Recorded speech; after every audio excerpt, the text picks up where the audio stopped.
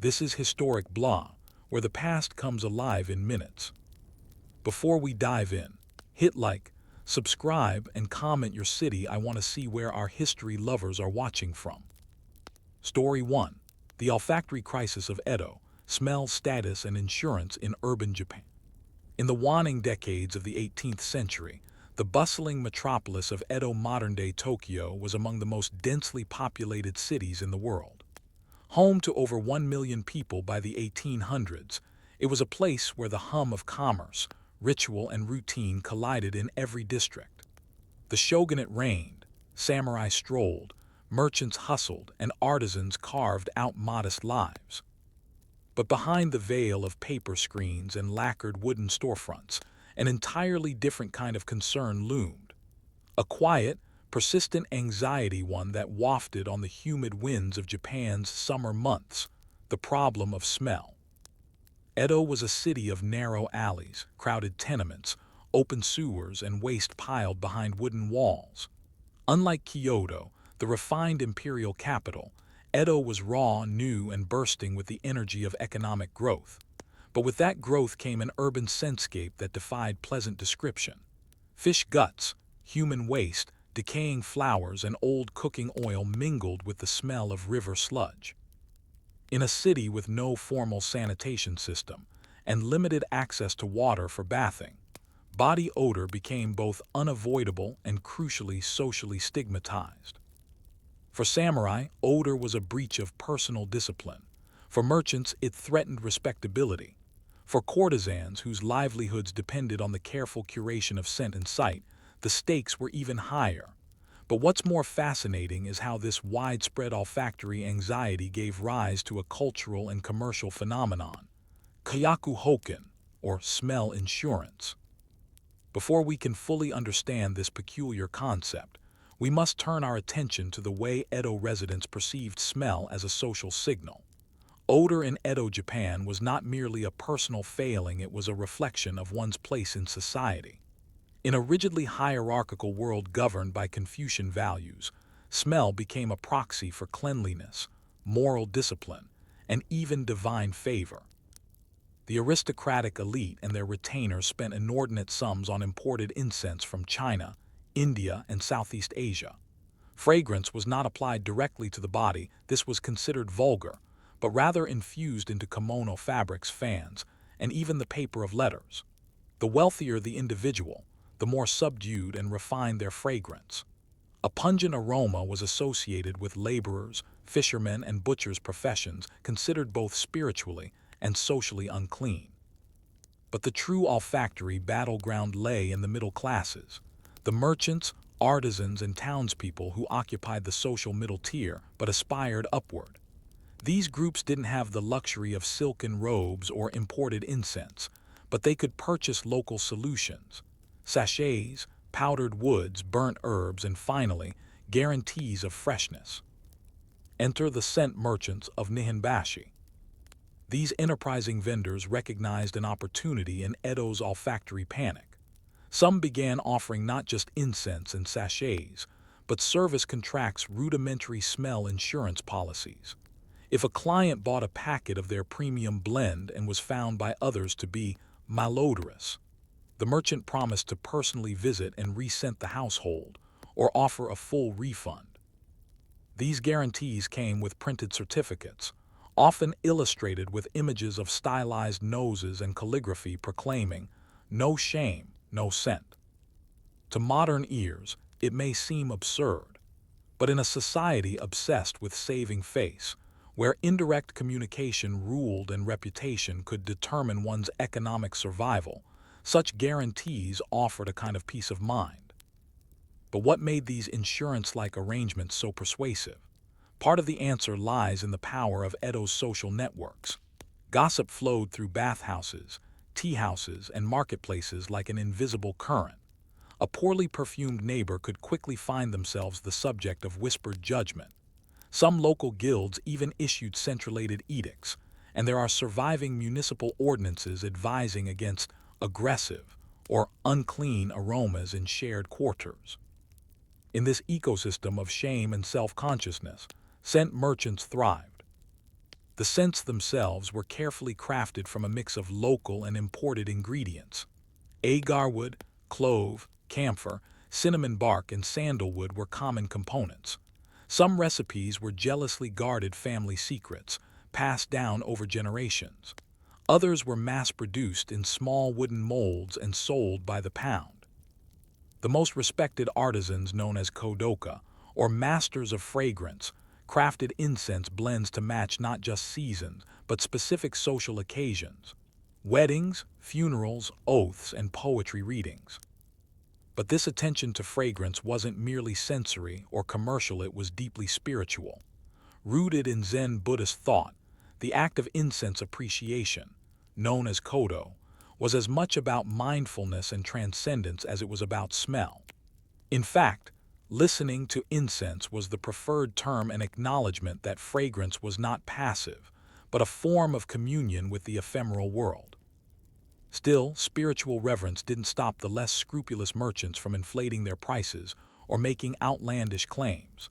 Some advertisements from the period promised that their incense could ward off demons, prevent marital discord, or ensure a favorable hearing with the tax collector. In a society still intertwined with Shinto belief and Buddhist practice, such claims had a degree of credibility, especially when paired with the promise of no-smell embarrassment.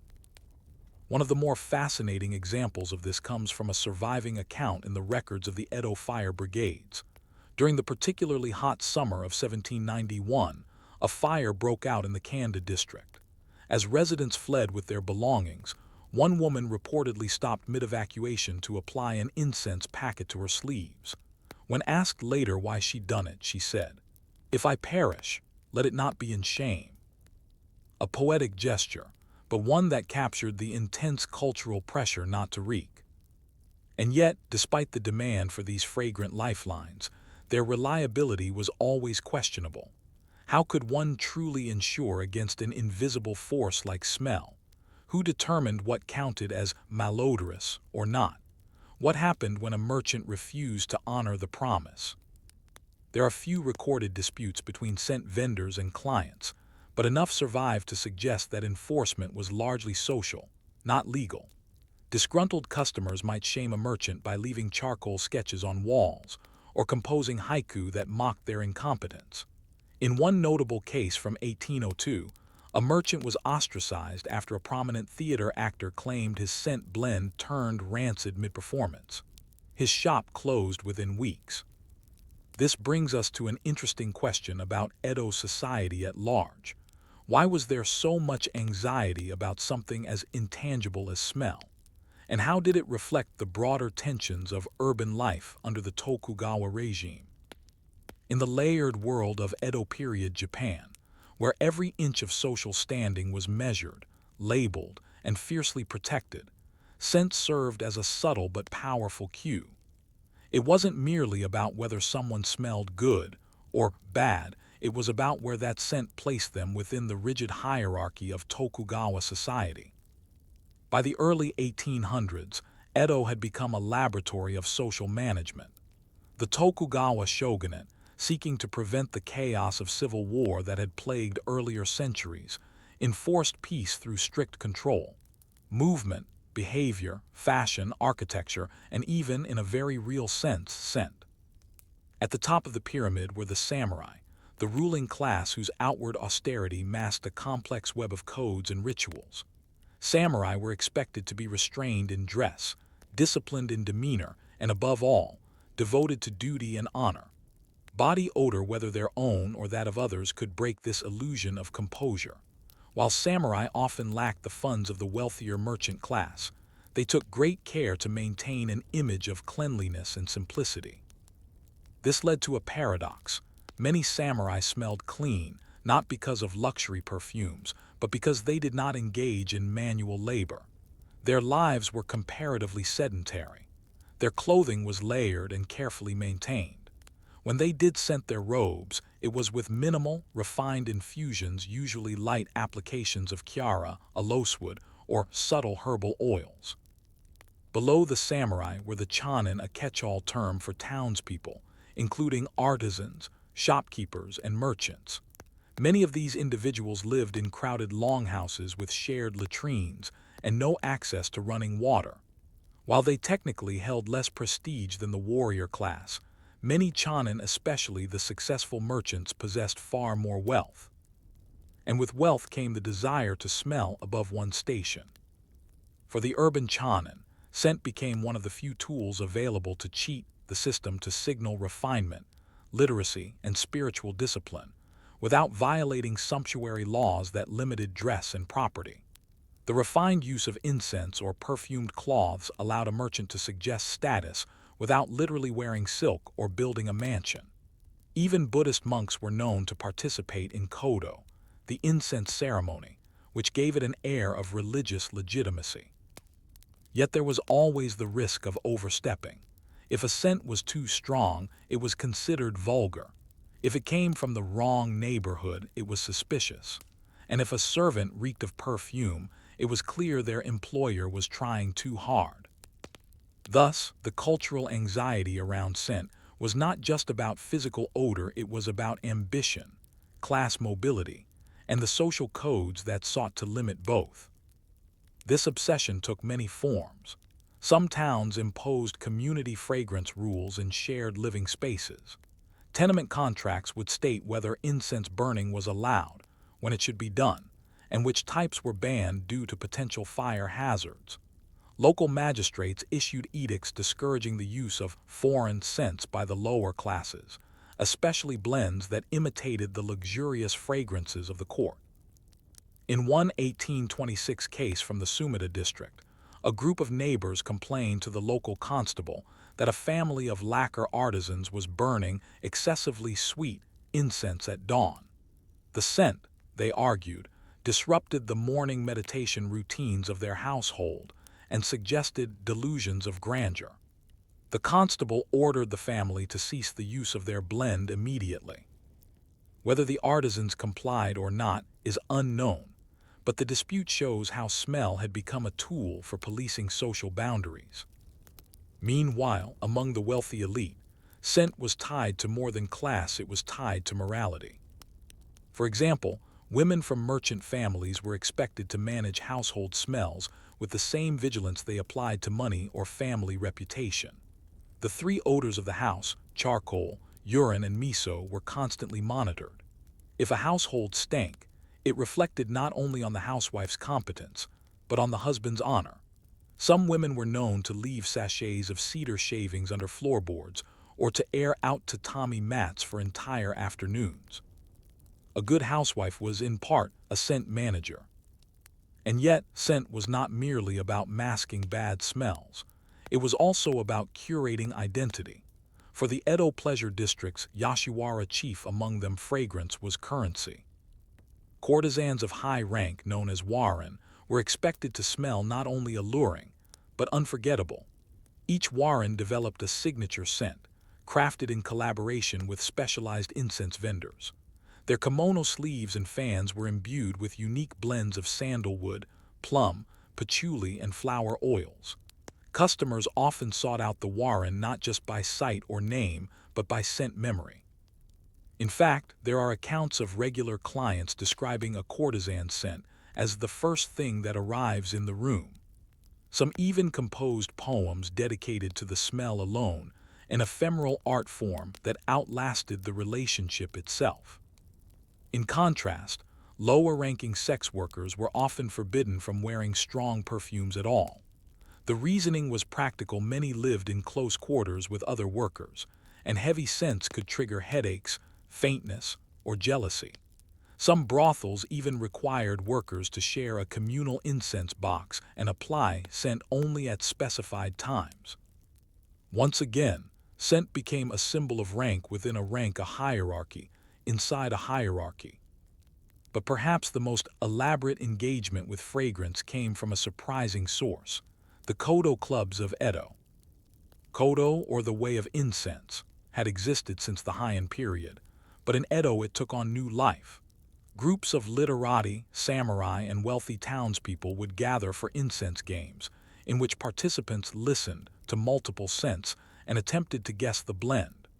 The games were intellectual exercises as much as sensory ones, involving poetry, allegory, and classical allusion. Incense samples were named after scenes from literature like the tale of Genji or natural elements like spring mist or falling chrysanthemum. A popular variant was the Genjiko game, where players deduced a series of scents and matched them to patterns based on the 54 chapters of Genji. Some meetings involved prizes, while others were purely for prestige. But one thing was clear: participating in such events elevated one's social standing, and olfactory literacy became a kind of cultural capital. Interestingly, many of these games were hosted by incense merchants themselves. These gatherings not only sold products, they solidified the reputation of the merchant as an expert, a tastemaker, and in some cases, a scent consultant. The better the merchant's blends performed in Kodo games, the more sought after their smell insurance became. But even as the popularity of Kodo grew, so did concerns. Public bathhouses had become widespread by the late 1700s, offering affordable communal bathing options. These helped reduce the worst of urban smells, but they also introduced new anxieties. What if you shared a tub with someone of lower status? What if you smelled too much of soap afterward, betraying your social climbing? What if your own body, clean though it was, retained some unseemly trace of your profession? Edo citizens lived in a world of invisible judgments, and scent was the most invisible of all. This tension was not limited to class and gender. Scent was also woven into seasonal change and urban planning. Certain incense blends were burned only in summer, when the heat increased the risk of rot and sweat. Others were used in winter to evoke warmth and comfort. Shops advertised seasonal, refreshed scents, while some temples hosted public incense-burning ceremonies during plagues and natural disasters, hoping to ward off both illness and despair. By the turn of the 19th century, Edo was home to over 300 registered incense merchants, along with countless unlicensed peddlers, household blenders, and black market sellers. Some districts even developed distinct scent profiles, with one historian describing the city as a quilt of smoke and perfume. But what happened when the quilt unraveled? As Japan moved toward the Meiji Restoration, foreign influences began creeping into the ports and cities. Western medical theories, soaps, and perfumes soon challenged the long-standing ideas of smell, cleanliness, and class. But before the modern world upended Edo's fragrant hierarchy, one final crisis would bring smell insurance into sharp focus, a public health scare that threatened not just noses, but lives. By the mid-19th century, Edo stood on the edge of transformation. Japan's centuries-old policy of isolation sakoku was beginning to show cracks. While steamships had yet to anchor in Tokyo Bay, the pressures of population density, famine, disease, and political strain were already tugging at the careful balance of Tokugawa society. But for many Edo residents, it wasn't the threat of war or Western intrusion that haunted their daily lives. It was something more familiar, more intimate: the unbearable smell of death. In 1850, an unusually hot summer led to a severe outbreak of cholera in the city. Spread primarily through contaminated water, the disease wreaked havoc in neighborhoods already struggling with poor sanitation. As bodies piled up in crematoriums and riverbeds became clogged with debris, the scent of the city shifted from the musty, fermented air of everyday life to the sickly sweet decay of mass death. This shift in scent triggered a social panic. While germ theory had not yet reached Japan in scientific terms, people were keenly aware that bad smells were dangerous. Miasma theory, the belief that disease was spread by foul air, was widely accepted. In this worldview, to inhale the stench of waste or death was to invite disease into one's body. And so, once again, Edo turned to incense. Temples lit great bonfires of sandalwood, aloeswood, and pine. Merchants hawked new blends marketed not for elegance or spiritual refinement, but for disease prevention. Some claimed their sachets could seal the nostrils against death. Others offered incense insurance contracts promising health, not just hygiene. For the first time, scent sellers began to issue certificates backed by local doctors or religious figures. One surviving example reads, "This incense, if burned daily and worn close to the skin, shall ward off the choking spirits of summer sickness." And yet, behind these claims lay a deeper desperation. Smell had always been a metaphor in Edo, a way of talking about social rot without naming it outright. Now, it became literal. As sewage overflowed and food supplies dwindled, smell became not just a class signifier but a warning signal. Poorer neighborhoods like Asakusa and Honjo were hit hardest. With fewer resources to purchase expensive incense or properly ventilate homes, their residents endured not only the disease but also the stigma of it. City inspectors began patrolling streets, sniffing out so-called unsanitary blocks, and issuing edicts demanding the burning of protective fragrances. One community leader from the Fukagawa district described the situation in his diary. "The smoke of incense coils hangs heavy in the alleys. It cannot reach the stomach, but still we burn it, because the smell of death is worse than anything." What's remarkable, however, is how quickly the economy of smell adapted. Scent merchants began offering mobile services visiting homes, offices, and even boats to assess the olfactory safety of a space. These vendors carried lacquered wooden boxes filled with test sticks, swatches, and pre-mixed formulas. For a fee, they would audit your home and recommend incense regimens to neutralize rot, sweat, fish, or worse. Some even issued fragrance scrolls documents listing the household's daily scent burning schedule, signed by the merchant, as proof of hygiene for neighbors or officials. In this moment of crisis, smell insurance evolved into something more complex, a blend of superstition, commerce, and civic identity. No longer merely about reputation, scent became a tool of survival. But not everyone could keep up.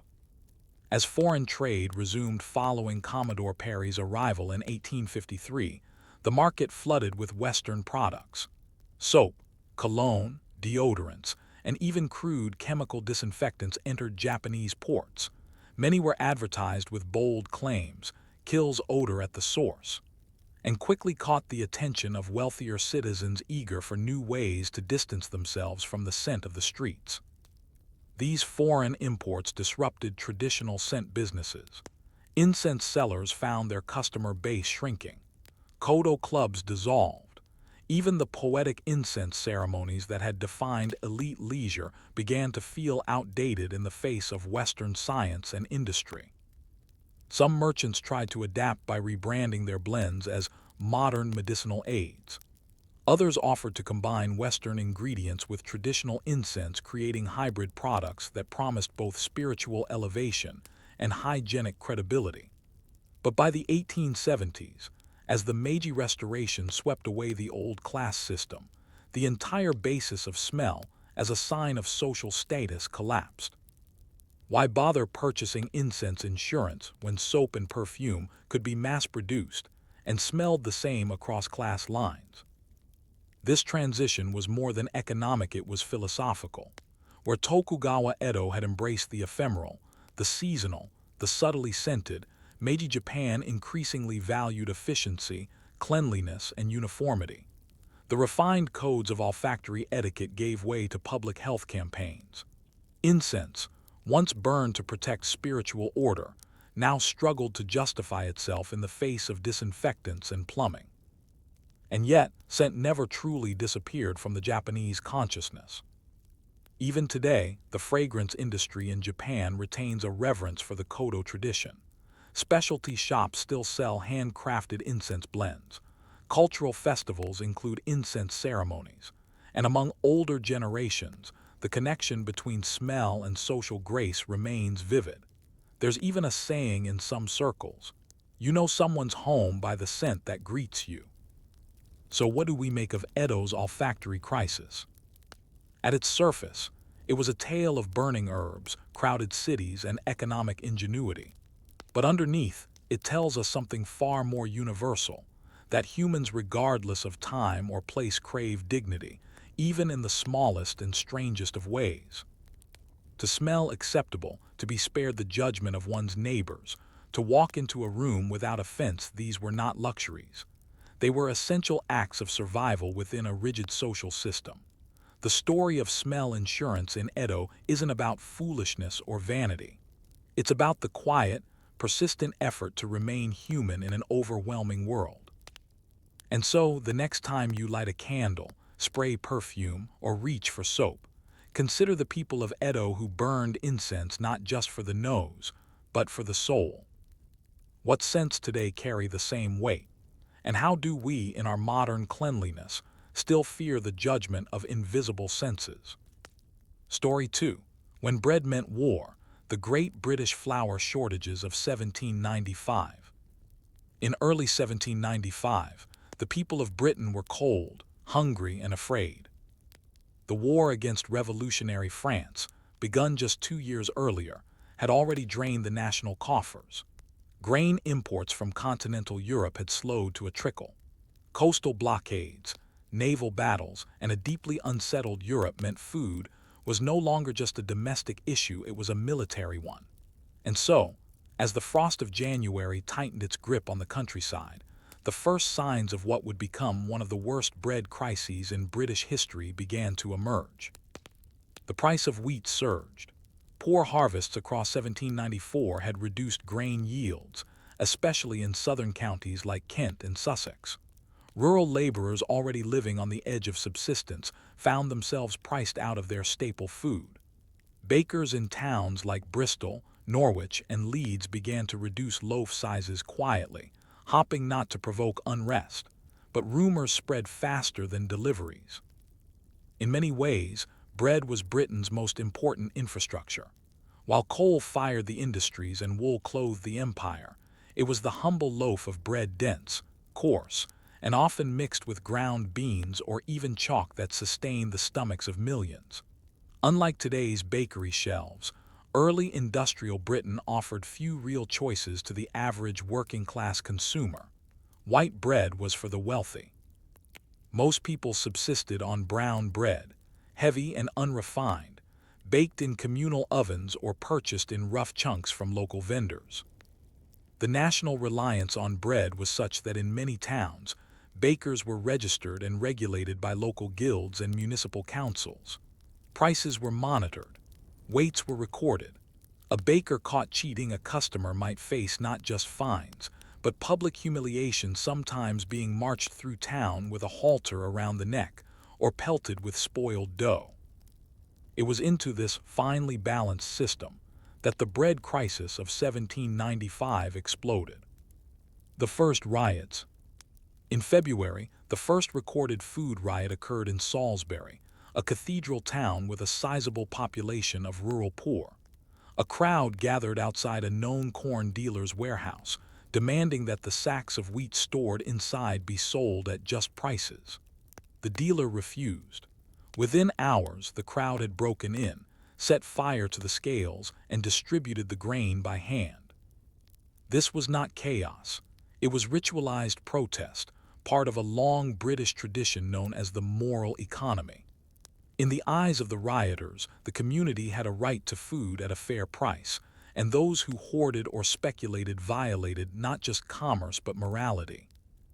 Throughout the spring, similar incidents erupted across the country. In Oxford, women seized bakery deliveries meant for colleges. In Devon, parish authorities begged wealthy farmers to open their grain stores to the public.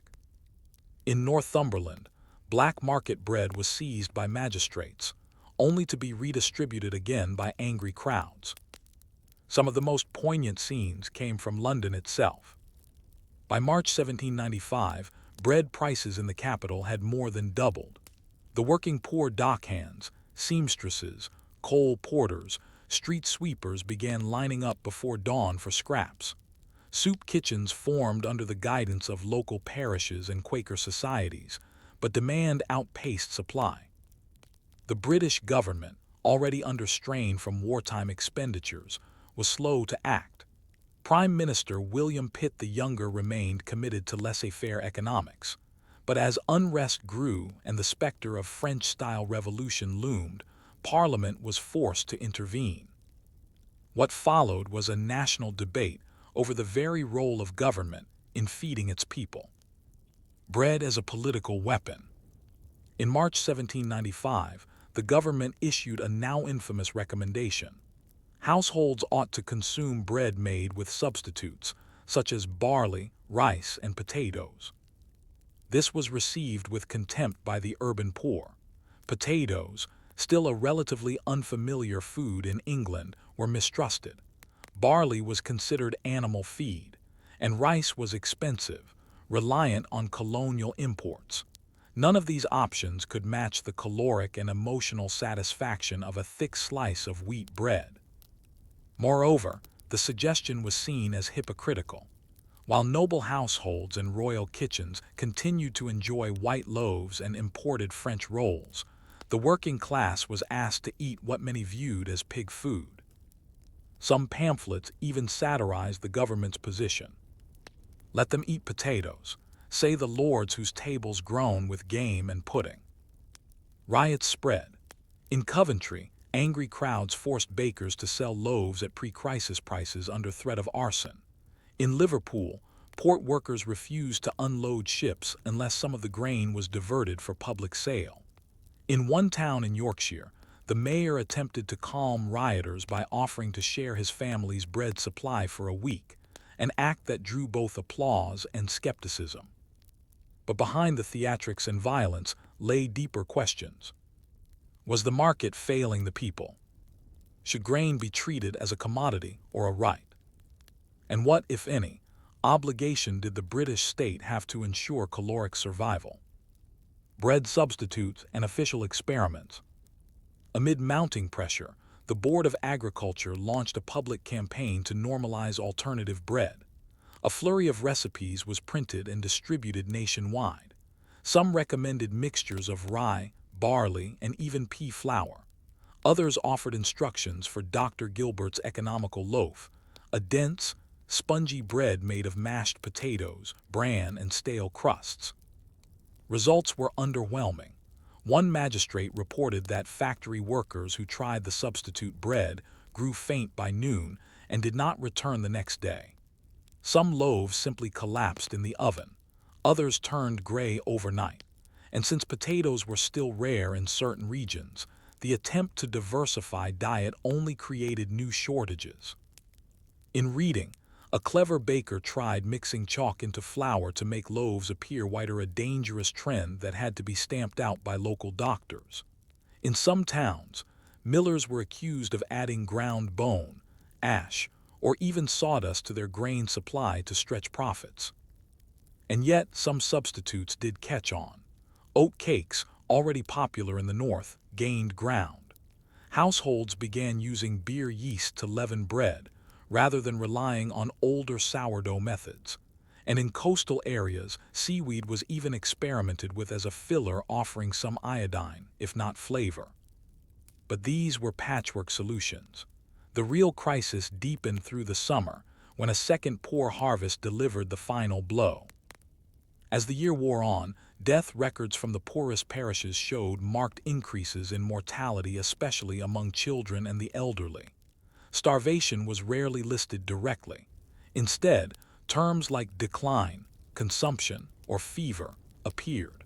But oral histories and private diaries from the time are more direct. We went 4 days without bread. Father bartered his waistcoat for meal, and still we starved.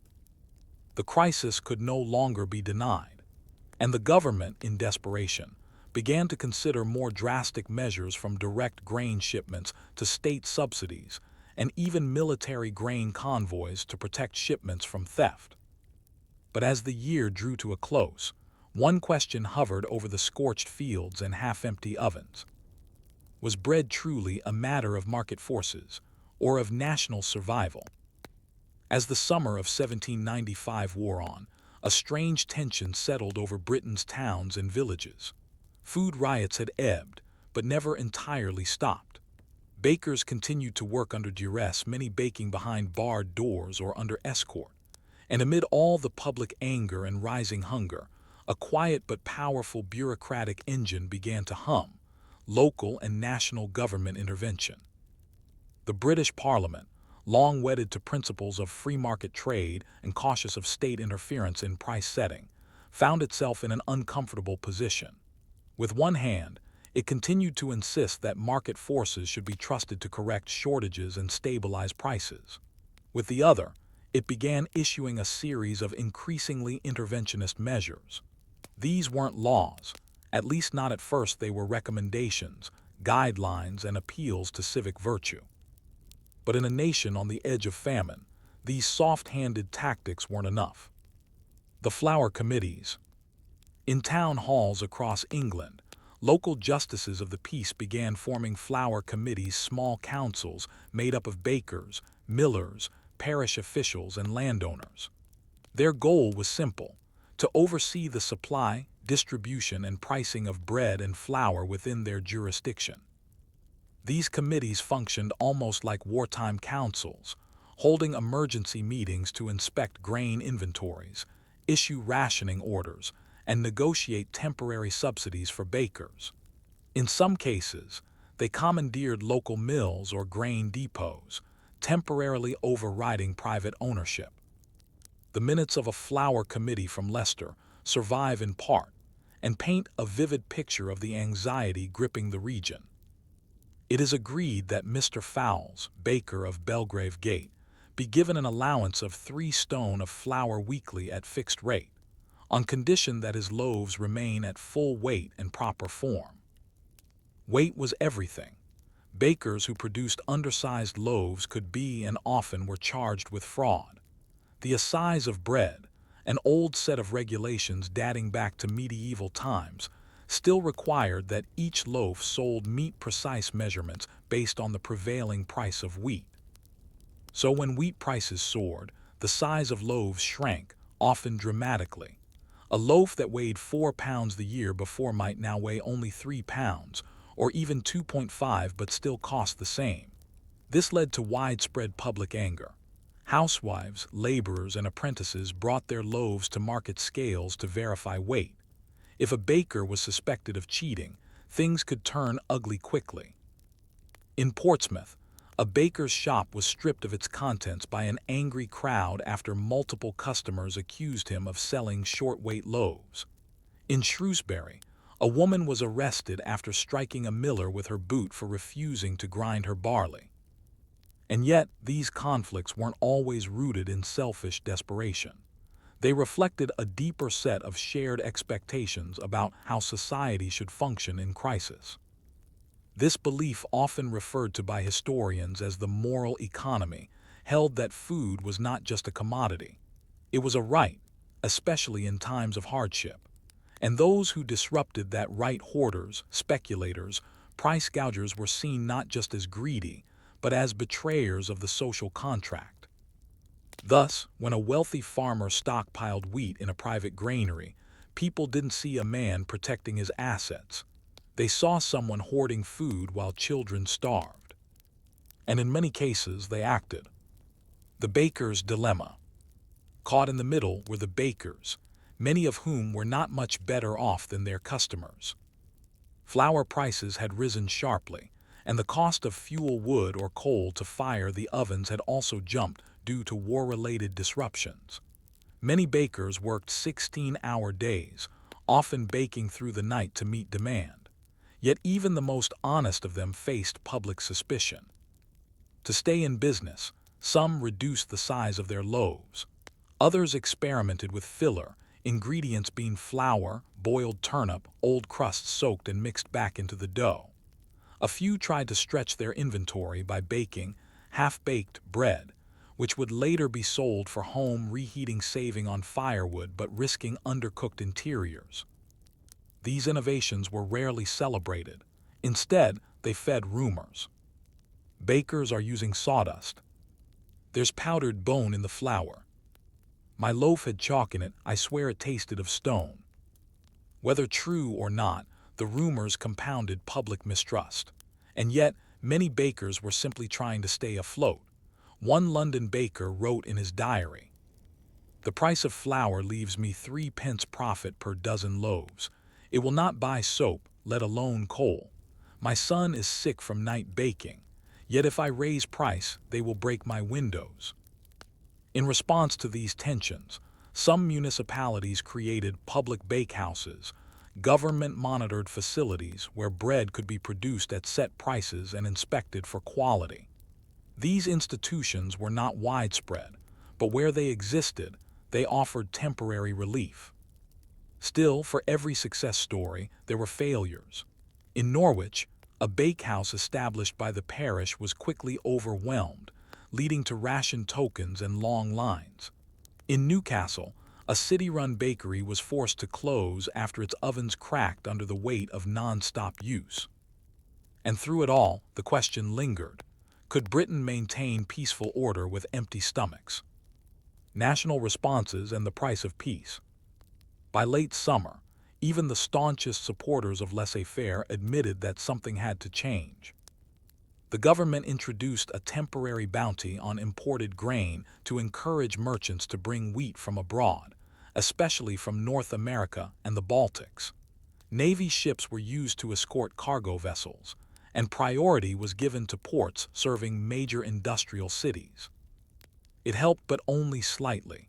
Grain still took weeks to arrive, and once it did, it often spoiled before reaching inland markets. Moreover, the bounty raised other concerns. Was British grain now being exported for profit while citizens starved at home? To prevent this, new legislation was drafted to limit exports and enforce price ceilings on essential foodstuffs. But enforcement was patchy. In rural areas, landowners often ignored the rules altogether. In cities, overwhelmed inspectors could do little but issue warnings. Still, the psychological impact of these actions was real. Citizens who saw government wagons delivering grain or military patrols guarding bakeries gained a modest sense of reassurance. The British state, always wary of popular uprising, was quietly acknowledging that bread was not just sustenance, it was stability. At the same time, churches and charities stepped in. Some parishes established bread funds, collecting donations to provide subsidized loaves for the poorest families. Others organized bread clubs, where members could pool resources to bulk buy flour. In the town of Bath, a system of colored bread tokens was introduced, entitling the bearer to a weekly loaf from a designated bakery. Yet even these efforts had limits. For families on the edge of survival, one loaf a week wasn't enough. Hunger gnawed at more than the stomach. It eroded patience, dignity, and hope. And as fall approached, and another harvest loomed under uncertain skies, the British people were left wondering. Would next year bring relief or ruin? Would the loaf return to its proper size? Or would the new normal be thinner, grayer, and forever short of flour? By the end of 1795, the chill of autumn carried more than the rustle of fallen leaves. It carried the exhausted relief of a country that had narrowly escaped catastrophe. The wheat harvest, though still mediocre, had improved slightly. Grain prices began to edge downward. The worst of the riots had ceased, and reports of public violence declined. But the scars of the bread crisis remained etched not only in ledgers and court records, but in the psyche of a nation that had glimpsed the fragility of its most basic social contract. For years, British authorities had believed that hunger could be managed through moral exhortation and market incentives. The crisis of 1795 shattered that illusion. In its wake, the government, the public, and the press were forced to reckon with a new understanding: that bread was political, and hunger could become revolutionary. The changing role of the state. While Parliament never formally declared a shift in economic doctrine, its actions told another story. The use of grain subsidies, public bakehouses, grain import bounties, and temporary price interventions signaled a tentative acceptance of responsibility. The state could no longer simply point to merchants and markets when people starved. This period also saw the rise of more systematic data gathering on grain stocks, harvest yields, and food prices. County surveys, ledgers, and correspondence between local justices and the Board of Agriculture began to accumulate in earnest. Bureaucracy, the very thing mocked in caricatures and political cartoons, became a tool of national food security. It is telling that by 1800, when another bout of bad harvests triggered similar shortages, the state responded more quickly and with greater coordination. The hard-won lessons of 1795 shaped British policy for decades. But not everyone saw it that way at the time. Voices from the ground. Among the working class, resentment simmered. Diaries and letters from the period reveal a sense of betrayal. In one correspondence from a Lancashire textile worker to his brother, he writes, "We were told to wait, told to try other loaves, told the market would mend, but no man can chew patience nor feed his children virtue." Such reflections were common. For many, the crisis had shown the indifference of the powerful, or at least their slowness to act. Landowners, millers, and large-scale farmers were viewed with suspicion well into the 19th century. The reputation of bakers, always fraught, never fully recovered. Even as prices stabilized, customers continued to weigh their loaves, scrutinize ingredients, and whisper about chalk or ash. And in some regions, especially in the North and West, communal traditions of food protection became stronger. Local vigilante groups patrolled grain shipments. Secret networks warned communities of incoming price hikes. In this sense, the moral economy persisted less a relic than a quiet form of resistance. New innovations, new habits. Ironically, one of the more enduring legacies of the bread crisis was culinary diversification. While most substitute loaves were despised, a few alternatives stuck around. Oat-based bread gained popularity, especially in Scotland and northern England. Potato bread became a known, if not beloved, part of the diet. Urban bakeries began experimenting with new mixtures, some out of necessity, others from emerging curiosity. Cookbooks from the early 1800s include recipes for economical loaves, a nod to the habits forged during the famine year. Furthermore, home baking increased. In rural areas and even among some urban poor, small home ovens or communal hearths became more common. Some communities built shared ovens cooperatively maintained and used on rotation. These spaces became not just places of food production, but also centers of gossip, solidarity, and survival strategy. It's worth noting that many of these grassroots responses came not from government, but from the people themselves, a decentralized survival mechanism, built on memory, resilience, and necessity. Bread and the specter of revolution. It is impossible to separate the events of 1795 from the broader political climate of the era. Across the Channel, the French Revolution raged. News of the Reign of Terror had reached British shores, along with reports of bread riots that had sparked regime change. British elites were deeply afraid not of France's military, but of its ideas. In pamphlets and speeches, politicians warned of the French disease, a society where order had crumbled under the weight of hunger and ideology. And so, many historians now see the 1795 bread crisis as one of the key reasons Britain avoided its own revolution, not because it solved the problem, but because it recognized it. The government, in its halting and inconsistent way, had made concessions. It had acknowledged that a starving people cannot be expected to remain calm, let alone loyal. The price of bread, it turned out, was the price of peace.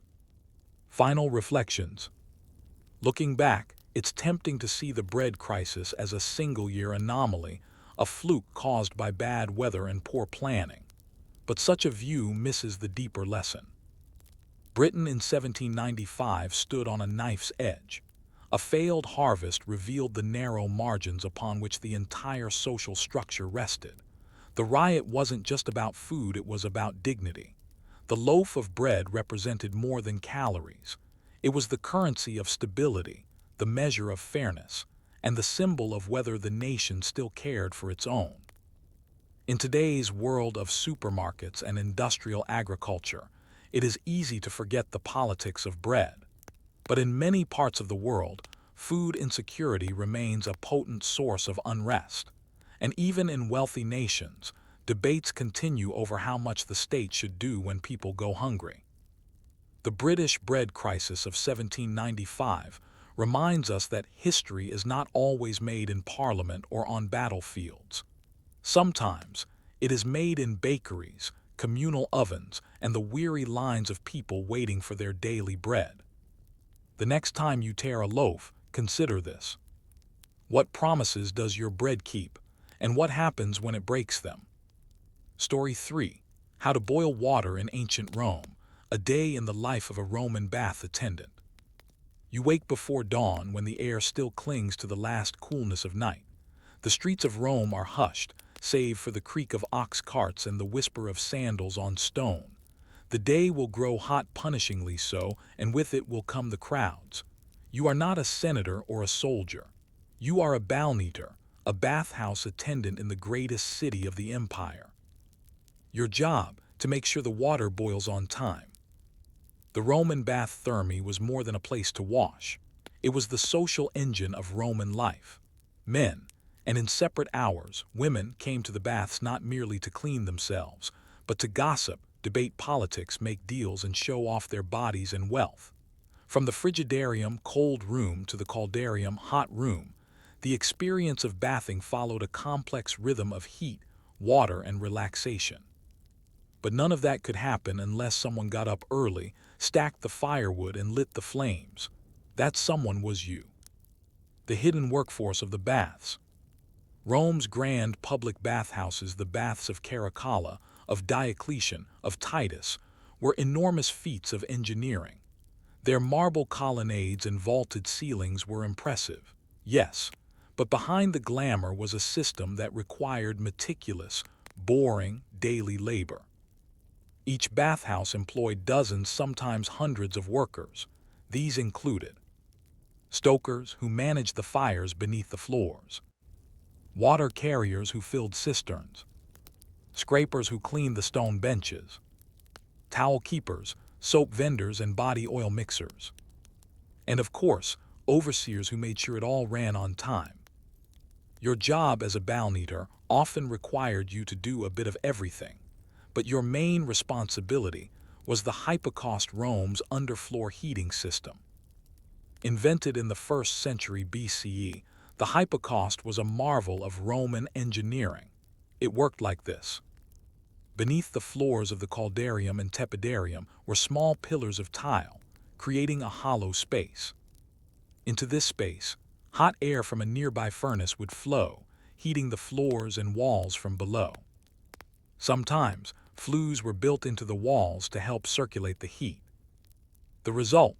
Rooms warm enough to sweat in Roman saunas, essentially, plus pools of water heated to various temperatures. Maintaining this system required vigilance. The fires had to be constantly fed, the smoke redirected, the tiles inspected for cracks. If a single hypocaust chamber collapsed or clogged, it could render the entire bathhouse unsafe or worse, unusable for the day's patrons. And Roman citizens, especially those of status, did not tolerate cold water. The fire that never sleeps. The bathhouse fire wasn't started each morning from scratch. In most cases, coals were banked overnight, buried under ash to keep them smoldering. Before the sun rose, attendants would return to these coals, gently blow them to life, and begin feeding them with wood or charcoal. Firewood, by the way, was a major expense. A large bathhouse might burn tens of tons of wood per week. That would had to be hauled in on carts, stored dry, and split properly to burn cleanly. Bathhouses near rivers had an advantage: wood could be floated in by barge. Others relied on contracts with landowners outside the city. You, as a junior balneater, likely didn't negotiate contracts, but you did know the good wood from the bad. Oak burned hot. Olive wood smoked too much. Pine lit easily but burned too fast. If your fire smoked too much, the hypocaust would choke. If it didn't burn hot enough, the water would stay lukewarm, and that was unacceptable. In many bathhouses, stoking the fire wasn't just work, it was a dangerous skill. You spent your mornings sweating in smoke-filled chambers, shoveling ash, and listening to the echoing cracks of tile as the heat expanded the floor above. Some days you emerged from the furnace room black with soot. Others, you'd barely finish before the first citizens arrived. Timing the heat. Bathhouses followed a predictable daily schedule.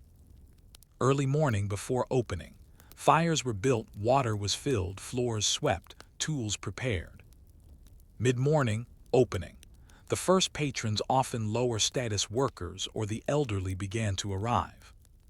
Afternoon, the busiest time, with middle and upper class men arriving in crowds. Evening, women's hours. In some baths, fires might be reduced to embers and pools allowed to cool. To make this schedule work, the temperature of the rooms had to peak at midday. That meant firing the hypocaust aggressively in the early hours and tapering off by mid-afternoon. The caldarium, the hottest room, required constant attention. Too hot and the walls might crack. Too cold and the patrons would complain or leave.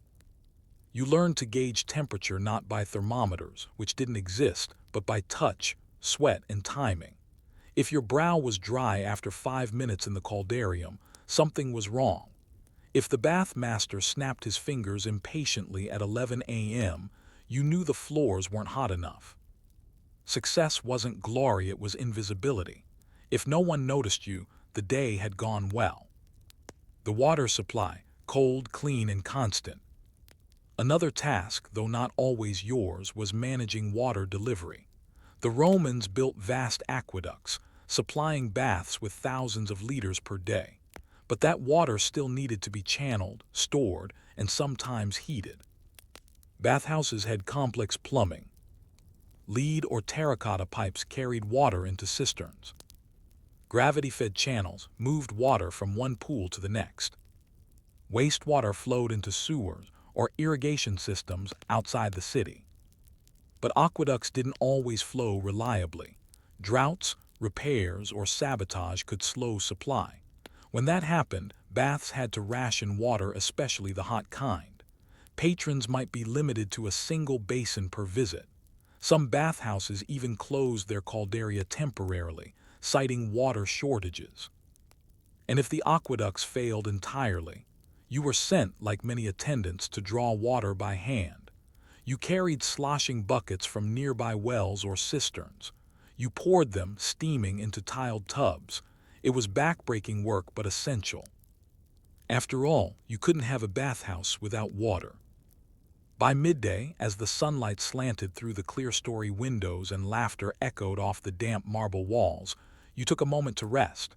Your hands stung from splinters. Your face was smudged with soot. But the fires burned clean, the pools steamed gently, and the scent of oil and soap began to rise into the air. Tomorrow, you'd do it all again. But even as you wiped your brow and listened to the bustle above, a question lingered. How long could this fragile system, so dependent on heat, water, labor, and timing, continue to operate at scale, every single day? And what happened when the empire itself began to cool? By the time the bathhouse was fully awake, you, the unseen bow-eater, had already been working for hours. The hypocaust roared beneath the floors. The cisterns brimmed with cold and hot water. And upstairs, the baths came alive with the sound of splashing, conversation, and the rhythmic scrape of strigils, the curved bronze tools used to cleanse the body of oil and dirt. This was your next task. Not just boiling water, but preparing for the bather's full routine, one involving sweat, oil, scraping, rinsing, and sometimes medicine. Because in ancient Rome, a visit to the bath was not passive relaxation. It was an intensely physical, choreographed ritual that relied on dozens of hands behind the scenes. The routine of cleanliness. Contrary to modern assumptions, Romans didn't use soap in the bath. Instead, They slathered their skin with olive oil, sometimes infused with herbs, pine resin, or powdered pumice, then entered the heated rooms to sweat out dirt and toxins. Afterward, the oil and grime were scraped off using the strigil, a C-shaped metal implement that resembled a dull razor. If you were assigned to the apoditerium, the changing room, your duties involved storing tunics and sandals, handing out towels known as sudaria, and ensuring the patrons didn't lose their personal items, no small task in a room sometimes serving hundreds. If posted near the tepidarium or caldarium, you might serve as a strigil attendant, helping older bathers oil and scrape their backs, or fetching fresh warm water from large bronze basins. In some upscale thermi, attendants mixed custom oil blends on the spot, adding lavender, myrrh, or sage for favored patrons. And if you were unlucky, you'd be stationed in the latrines. Yes, bathhouses had public toilets, rows of stone seats above running water. They were functional and surprisingly clean by ancient standards, but still required daily scrubbing and the replenishment of the tersorium, a sponge on a stick used for wiping. As a balneater, you rotated through all stations. No task was too low, no corner too clean. Cleanliness was civic virtue, and virtue was labor. The infrastructure below. When the bathhouse emptied in the evening, your work didn't end. The floors, slick with oil and footprints, had to be scrubbed. Ash had to be raked from the furnace. Water tanks were cleaned to prevent algae. Bronze pipes prone to mineral buildup had to be inspected, and sometimes descaled using vinegar or copper scrapers. The hypocaust system, meanwhile, required constant upkeep. Cracked tiles, shifting floors, or blocked flues could bring an entire section of the bathhouse to a halt. Inspecting the underside of a 100-ton marble floor wasn't easy. It meant crawling into tight, blisteringly hot spaces filled with smoke residue. Still, the Roman bathhouse was a model of functional redundancy. If one caldarium was out of service, another could be used. If an aqueduct slowed, stored water could last a day or two. Patrons rarely knew what repairs took place behind the walls unless, of course, a bath exploded. Yes, bathhouse collapses did happen, particularly in older or poorly maintained buildings. Heat and moisture eroded materials. Fires sometimes spread through wood-beamed attics. There are records of ceiling collapses and burns caused by overheated floors. This is why bathhouse maintenance was a profession and not a safe one. A well-run bathhouse was a daily miracle of engineering, invisible to its users but always at risk of failure. Money, classes, and the price of a soak. While the grandest bathhouses were public free or nearly free to citizens, others operated on a fee system. A basic entrance might cost a small copper coin, quadrans, the rough equivalent of a loaf of bread. For that, patrons got access to the changing room, a towel, and time in the various pools. But extras cost more. Oil rubs, massages, scented unguents, or personal strigil attendants came at a price. The wealthiest citizens brought their own slaves to assist them. Bathing became a display of class, just like dining or dress. And so, while everyone bathed, rich and poor alike, the experience was stratified. A senator entered through a private portico and had exclusive use of certain rooms. A merchant paid for a midday massage and olive oil scented with saffron. A laborer, arriving at day's end, received only the heat and water and perhaps a cold shoulder from his social superiors. As a balneater, you straddled these worlds. You served the elite but shared your station with the poor. You heard whispered deals, drunken jokes, poetry recitals, and the occasional political rant. You knew who came alone, who lingered too long, and who slipped coins for better treatment. Bathhouses were social theaters, and you, in your tunic and ash-stained hands, stood behind the curtain. The women's hours. Though most famous descriptions of Roman bathing focus on men, women also bathed, often in separate hours or wings of the same complex. Women's baths were similar in design but differed in atmosphere. There was less political talk, more conversation around family, matchmaking, and beauty. Scented oils were even more important, and female attendants some slaves. Others freeborn workers helped with hairdressing, manicure treatments, and child minding. Some elite women viewed the baths as a space for quiet power. Marriages were negotiated there. Alliances were formed. Slights were remembered. You, as a male balneater, likely did not serve during women's hours unless stationed far from the bathing rooms. But you heard stories, and you knew the rhythms of the building well enough to notice when the scent of jasmine overtook that of pine resin and oil. By sundown the building cooled, the water drained, the fires burned low. You collected forgotten sandals, swept the stones, and checked the embers one last time. A bathhouse never truly slept, but even the hottest floors cooled with the stars. Yet as you turned to leave, a lingering thought returned, one that many balneaters carried like a private question. What would become of these great halls, so dependent on labor and fuel and civic ritual, when the empire's strength began to falter? Would the baths, like Rome itself, grow cold and silent? By the late 4th century CE, the rhythms of Roman bath life were changing. You, a bathhouse attendant, once a cog in the vast, steamy machine of Roman daily life, found yourself staring into quiet halls that once rang with laughter, arguments, and splashing feet. The fires still needed tending, the floors still needed sweeping, but the crowds were thinner, the oil jars lighter, the wood piles lower. It wasn't a sudden collapse, not at first. Rather, it was a gradual cooling, social, economic, and literal.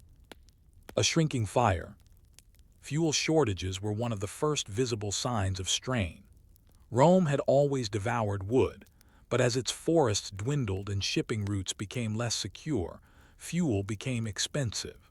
For a massive bath complex like the Baths of Diocletian, the cost of maintaining a roaring hypocaust system grew unsustainable. The response was practical. Close one caldarium for maintenance and never reopen it. Shorten operating hours. Stop heating the tepidarium during summer months. Or in some cities, convert sections of the bathhouse into storage, barracks, or even private homes. As fuel grew costly, so did water. Aqueducts, along the arteries of Rome's urban power, suffered from neglect, war damage, and reduced labor. Some were sabotaged by invading armies. Others collapsed from age. The result was fewer operational baths, and those that remained often operated at partial capacity. In southern Gaul, records show that by 420 CE, several towns had bathhouses that still stood but were no longer heated. Cold baths, once a refreshing end to the ritual, became the only option. You, as a balneater in this late Roman world, faced new duties. Gone were the days of fine oils and bustling caldaria.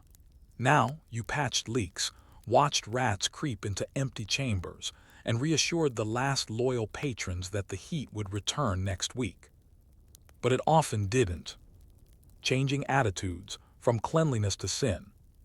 Compounding the infrastructural decline was a shift in cultural priorities.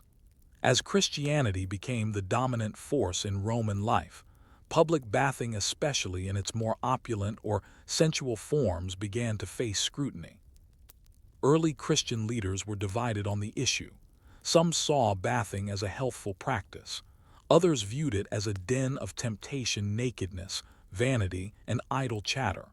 By the 5th century, certain bishops began denouncing the baths altogether. Their arguments were less about hygiene and more about morality. The bath, once a place of civic unity and egalitarian mingling, became a symbol of Rome's decadence. Patronage declined. Donations dried up. Elite families no longer hosted bath festivals or financed repairs to honor their names.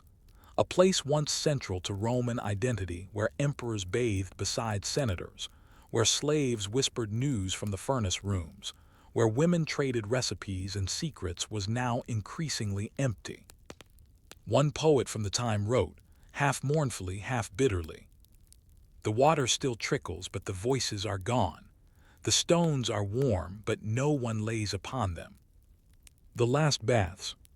Some bathhouses held on longer than others. In cities like Constantinople, where wealth and imperial focus persisted, baths remained important into the Byzantine period. In the eastern provinces, the bath culture evolved, blending with Greek and Eastern traditions. But in the West, especially in Rome itself, many grand thermae fell silent. By the early 6th century, the baths of Caracalla and Diocletian were abandoned or repurposed. The great statues were looted or toppled. Roofs collapsed under their own weight. Marble slabs were quarried for churches. Pools filled with dust. And with their passing went the profession of the balneator. A career once built on heat, timing, and ritual dissolved quietly. You were no longer essential, no longer known. The furnace room, once your domain, became a tomb of ash and broken tile. And yet traces of your work endured. A legacy in stone and steam. Many centuries later, visitors to the ruins of Roman baths still marvel at the scale of the chambers, the intricacy of the hypocaust system, and the deliberate symmetry of the layout. They imagine senators reclining, oil dripping from their arms, steam rising into the open oculus above.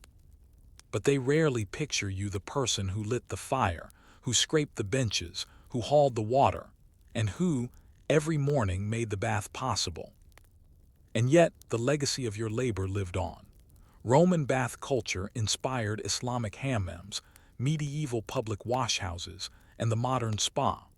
The very idea that hygiene could be ritualized, that cleanliness was a shared civic good, survived long after the empire cooled. And in some small, overlooked corner of the ruins, if you look closely, you'll still find the soot-blackened bricks, the fire tunnels, and the heat-scorched stones that once bore your daily footsteps. In that silence you might ask, what other histories unwritten, unscented, and uncelebrated were forged by the hands of those who served quietly beneath the marble floors of empire? Story 4. The mud walls of Mali: architecture, heat, and heritage in the Sahel. You walk into the Sahel sun. The air is hot, but the silence is cool. In the heart of Mali, on the edge of the Sahara Desert, stands a structure the color of the earth itself, the Great Mosque of Djenné. It rises from the dust like a mirage, towering spires of mud carved not from stone or cement but shaped by human hands and seasonal rhythm. It is not just a building, it is a living body. It cracks, it peels, it is rebuilt, it survives. To many, it seems improbable. How could the largest mud brick building in the world, larger than cathedrals, older than skyscrapers, stand so proud in a place where rain turns soil to soup? But the truth is, these buildings survive not in spite of the desert, but because of it. And their story begins not with kings or architects, but with the humble mud brick. Adobe, earth mixed with memory. In much of the Sahel, conventional stone is scarce. The desert stretches endlessly, trees are limited, but one material is everywhere: earth. The traditional building material of Mali is banko, a mixture of clay-rich soil, water, and sometimes organic matter like rice husks, straw, or dung. This blend is mixed until pliable, shaped into bricks by hand or with wooden molds, and left to bake in the sun. Each brick is a quiet act of survival. It cools in the sun, not in a kiln.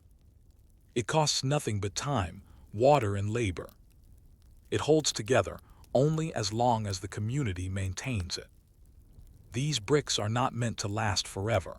They are meant to be rebuilt, and so they have been for over 1,000 years. When you walk through the streets of Djenné, Timbuktu, or Mopti, you see houses that breathe. The thick walls of banko absorb heat during the day and release it slowly at night, regulating the temperature naturally. The buildings are built with the climate, not against it. Roofs are flat, made from palm beams and clay. Rain is rare but destructive when it comes, thus buildings are topped with finials or drainage spouts that direct water away. Facades are marked with Toron wooden beams that stick out of the walls. But these aren't just decorative. The Torons serve a vital purpose. They act as scaffolding for maintenance. The annual replastering. Because adobe weathers easily, it requires regular maintenance. The most important ritual in the life of a building is the annual replastering, a community event that blends architecture, ceremony, and labor. In Janae, for example, the entire city comes together each year to replaster the mosque.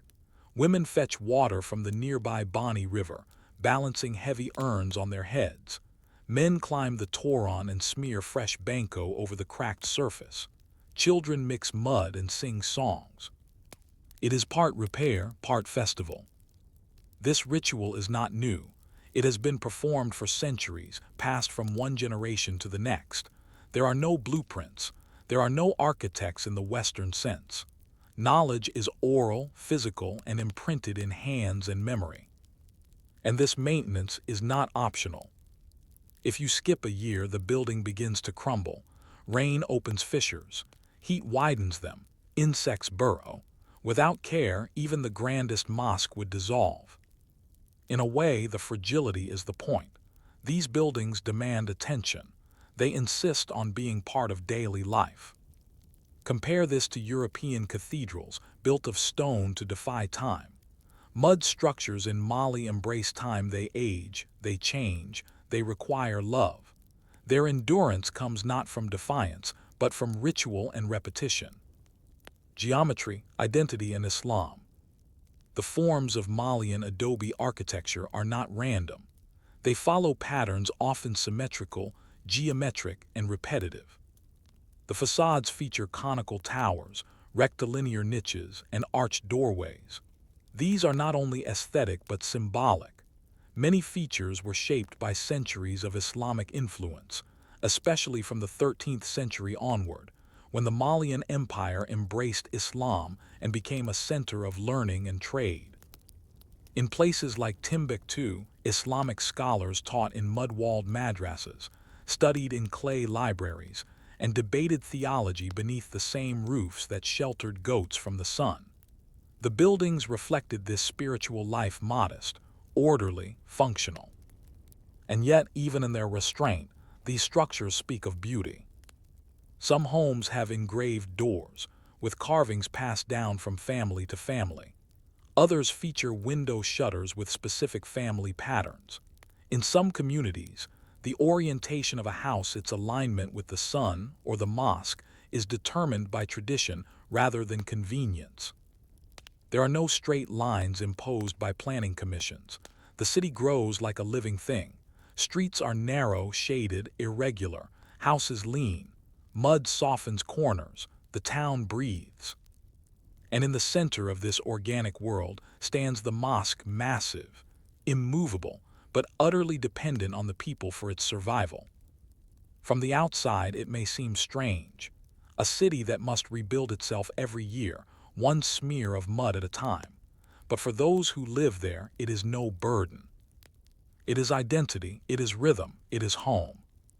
Still, as the modern world creeps closer, bringing concrete, rebar, and the promise of development, a question looms. Can mud still survive in the age of glass and steel?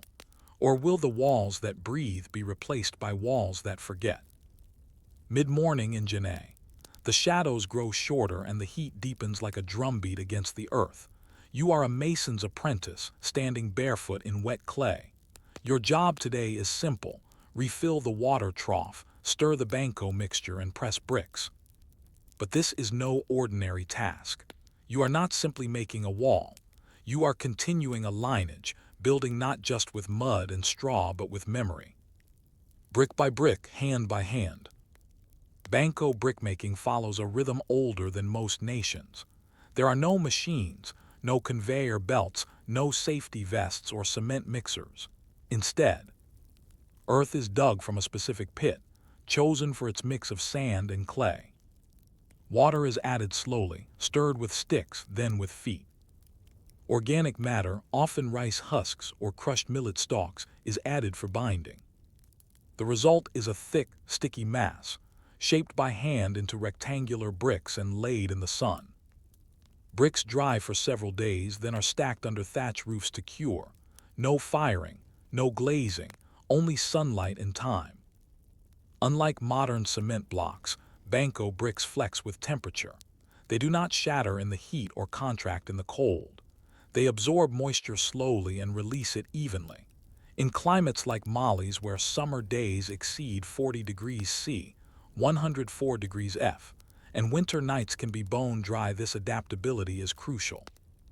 And just as the bricks are made by hand, so too are the walls. Masons use a simple trowel and a spirit level made of water and string. The mud mortar is the same mixture as the bricks wet Banco. Rows are laid in patterns, with corners reinforced by rounded buttresses to reduce erosion. It is slow work, but it is cooperative, and that is key. Building as collective labor. In Mali, houses are not built alone. When a new home goes up, neighbors join in. Women carry water, children haul bricks, men stack walls, elders watch, offering advice. The process is ritualized, sometimes accompanied by music or storytelling. This communal labor is more than tradition, it is necessity. Banco dries quickly. Once work begins, a wall must be raised swiftly or the mortar will crack. Each stage depends on precise timing and many hands. In urban areas like Janae, entire neighborhoods maintain each other's homes through rotating labor networks. You help with my wall today, I help with yours next week. No payment is expected. The currency is presence and assistance. This interdependence is what gives Banco architecture its resilience. The buildings may crumble, but the knowledge lives on, passed from hand to hand like a sacred tool. Heat and the human scale. From a modern engineering standpoint, Banco buildings are low-tech. They don't use insulation, ventilation systems, or reinforced beams, but they don't need to. Their strength lies in proportion and placement. Walls are often 40–60 cm thick, buffering interiors from external temperature swings. Ceilings are low, trapping cool air where people sit or sleep. Courtyards are central open-air spaces that channel breeze, hold shade, and provide space for cooking or gathering. Roofs are flat, often accessible by ladder. They serve multiple purposes. Drying millet or clothes. Sleeping under the stars during hot months. Holding water jars to cool by evaporation. In essence, every surface of the home is used and understood. There is no wasted architecture. Furthermore, design choices are made not by architects, but by community consensus. Certain measurements, wall height, room width, window spacing, are traditional, and deviation is rare. These dimensions aren't based on blueprints, but on generations of trial and error. The buildings evolve with the people. Architecture as identity. To understand Malian mud architecture, you must see it as a language, one written in form and function, in touch and tone. A family's house tells a story. The entrance design reveals ethnic background. Dogon homes differ from Bozo homes. The layout reveals religious practice. Some homes are oriented toward Mecca. The roofline decorations or carved door lintels may reveal wealth, lineage, or profession. In Janae, for example, the layout of the city was never drawn on paper. It was shaped by footpaths, rainfall, sunlight, and family ties. Homes are clustered around wells, shops, and mosques. The town breathes like a lung, expanding and contracting with generations, not regulations. Even more importantly, these buildings are not finished. They are always in process. One corner needs replastering. One wall needs reinforcement. One doorframe sags in the heat and must be adjusted. Banco is not eternal. It demands care, and through care, it teaches attention and humility. This idea that architecture should require you, not free you from responsibility, challenges modern assumptions. It reminds us that permanence is not the only virtue. Sometimes, the most meaningful structures are those that survive through maintenance, not immutability. And so, under the Malian sun, you work. Your hands are covered in clay. Your shirt is wet with sweat. A young boy passes you another brick. Behind you, a woman chants an old building song. Ahead of you, a wall rises not majestic but right. Later, someone will sleep beneath it. Someone will cook against it. Someone will brush their fingers along its warm, dusty surface and know, this is ours. But as concrete blocks and tin roofs begin to replace banko and new developments, a question presses forward. Will future generations still build with the land or simply build over it? And when the mud walls fall quiet, what stories will they take with them? As the sun sets over Janae, the walls glow ochre. The city, carved from the same soil it rests upon, seems to return to the earth by degrees. But as twilight turns to night, a quiet truth hangs over the quiet streets. These buildings will not last on their own. Banko, the lifeblood of Sahelian architecture, is both remarkable and vulnerable. In its endurance lies an unsettling contradiction. What has lasted for centuries may now vanish within decades. Why? Because what once stood on ritual and routine is now threatened by modern neglect, climate shifts, and changing values. The pull of modern materials. Today, in the cities of Mali, Senegal, Niger, and Burkina Faso, a new architectural landscape is rising. Concrete, cinder blocks, sheet metal, and PVC have become status symbols. They are perceived as modern, durable, weather-resistant, permanent. To many, a concrete house signals success. It's less work. No need to replaster annually. No need to mix banko or maintain Toron. Tin roofs, despite their oppressive heat, shed water efficiently and cost little to install. Banko, by contrast, is seen by some as a mark of poverty or backwardness. The youth want tile floors and metal shutters, not earthen walls that crumble in rain. And so, little by little, the mud cities are being encased. Ancestral homes are renovated with poured cement. Old facades are covered in stucco. And in some cases, new homes are built with imported materials, even when clay-rich earth sits just meters below. This change isn't wrong, it reflects pragmatic choices in an increasingly globalized world. But something is lost. Because with the materials go the techniques, and with the techniques go the rituals, and with the rituals goes the memory of a shared architecture. The wall, once a place of community gathering and expression, becomes another surface to paint, to forget, to ignore. Climate water in collapse. Compounding this shift are climate pressures. The Sahel is growing drier and wetter at the same time, longer droughts, followed by heavier rains. When the rain does fall, it is no longer soft and steady. It comes hard in sheets, cracking dry banko walls that cannot absorb water quickly. Drainage channels overflow, roofs leak, unplastered walls melt like sugar. Traditional maintenance cycles timed for seasonal patterns struggle to adapt. Families who once replastered yearly now find themselves repairing twice per year, or abandoning sections of homes altogether. In rural villages, where resources are scarce, some families resort to patching walls with plastic sheeting or scrap metal. The result is a hybrid structure, part banko, part salvage, and increasingly part ruin. And as these buildings deteriorate, they lose their symbolic power. A cracked wall becomes not a call for repair, but a sign of obsolescence. And yet, the return of respect. In the face of these threats, a countercurrent flows, one of preservation, pride, and reinvention. International architects, anthropologists, and sustainability experts have begun to recognize the genius of banko architecture. Its thermal regulation, low carbon footprint, and embedded cultural value offer a model for post-carbon, climate-resilient construction. Institutions like UNESCO have declared cities like Janae and Timbuktu World Heritage Sites, offering both funding and visibility. Training programs have emerged to document traditional building techniques, teaching younger generations how to shape, repair, and design with earth. Local artisans are forming heritage cooperatives, ensuring that sacred sites like the Janneh Mosque receive proper annual maintenance.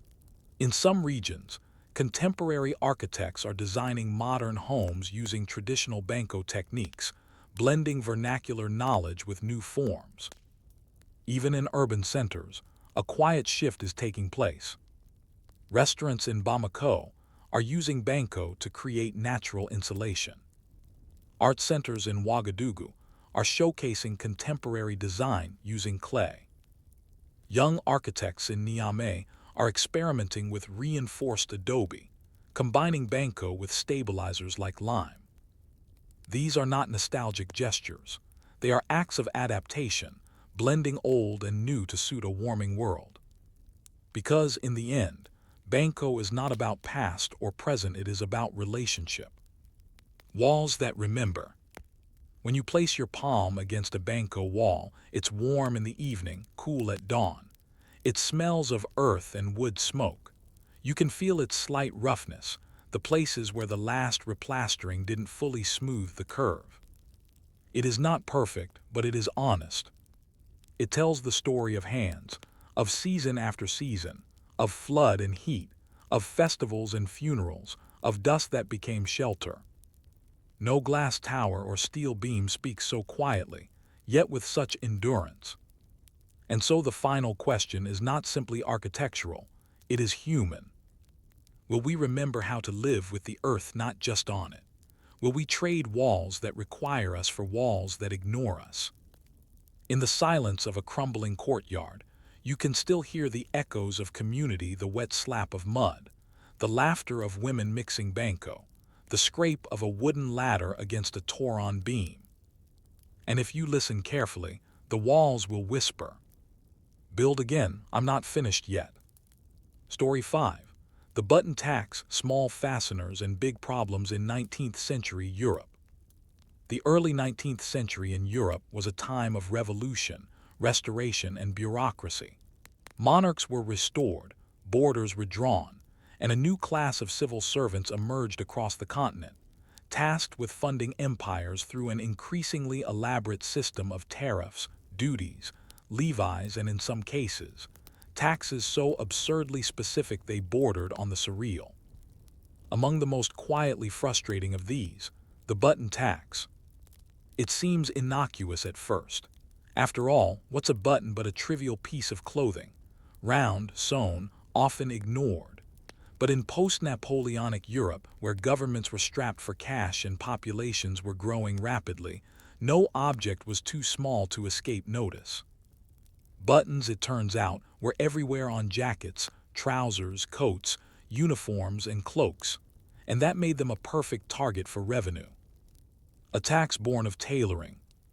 In Britain, the idea of taxing buttons first emerged during the wars against revolutionary and Napoleonic France, 1793–1815.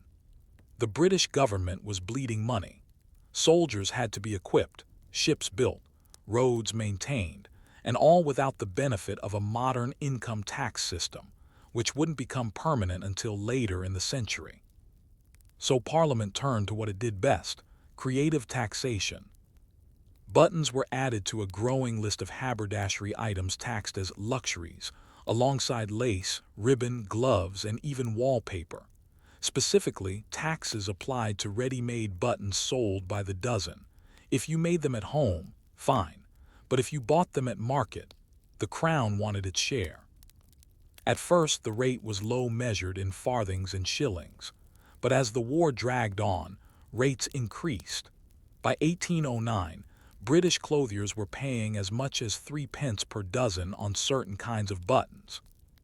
In practice, this meant a tailor buying 100 dozen buttons would owe tax before even sewing a single coat. Tailors grumbled, haberdashers sighed, but the government stood firm. If hats and bricks could be taxed, why not buttons? In France, similar practices emerged under Napoleon's centralized administration, especially after the establishment of the continental system. his attempt to economically blockade Britain. French customs officers scrutinized imports from Belgium and Switzerland, noting not only fabric weights and thread counts, but also the number and type of buttons per garment. Brass buttons, higher tariff, shell or bone, lower gold-plated, prepare for inspection. And while Parisian fashion houses could absorb such costs, rural tailors and weavers were often devastated. Bureaucratic entanglements. Taxing buttons may sound amusing now, but at the time, it created real problems, especially for the people caught in the tangle of enforcement.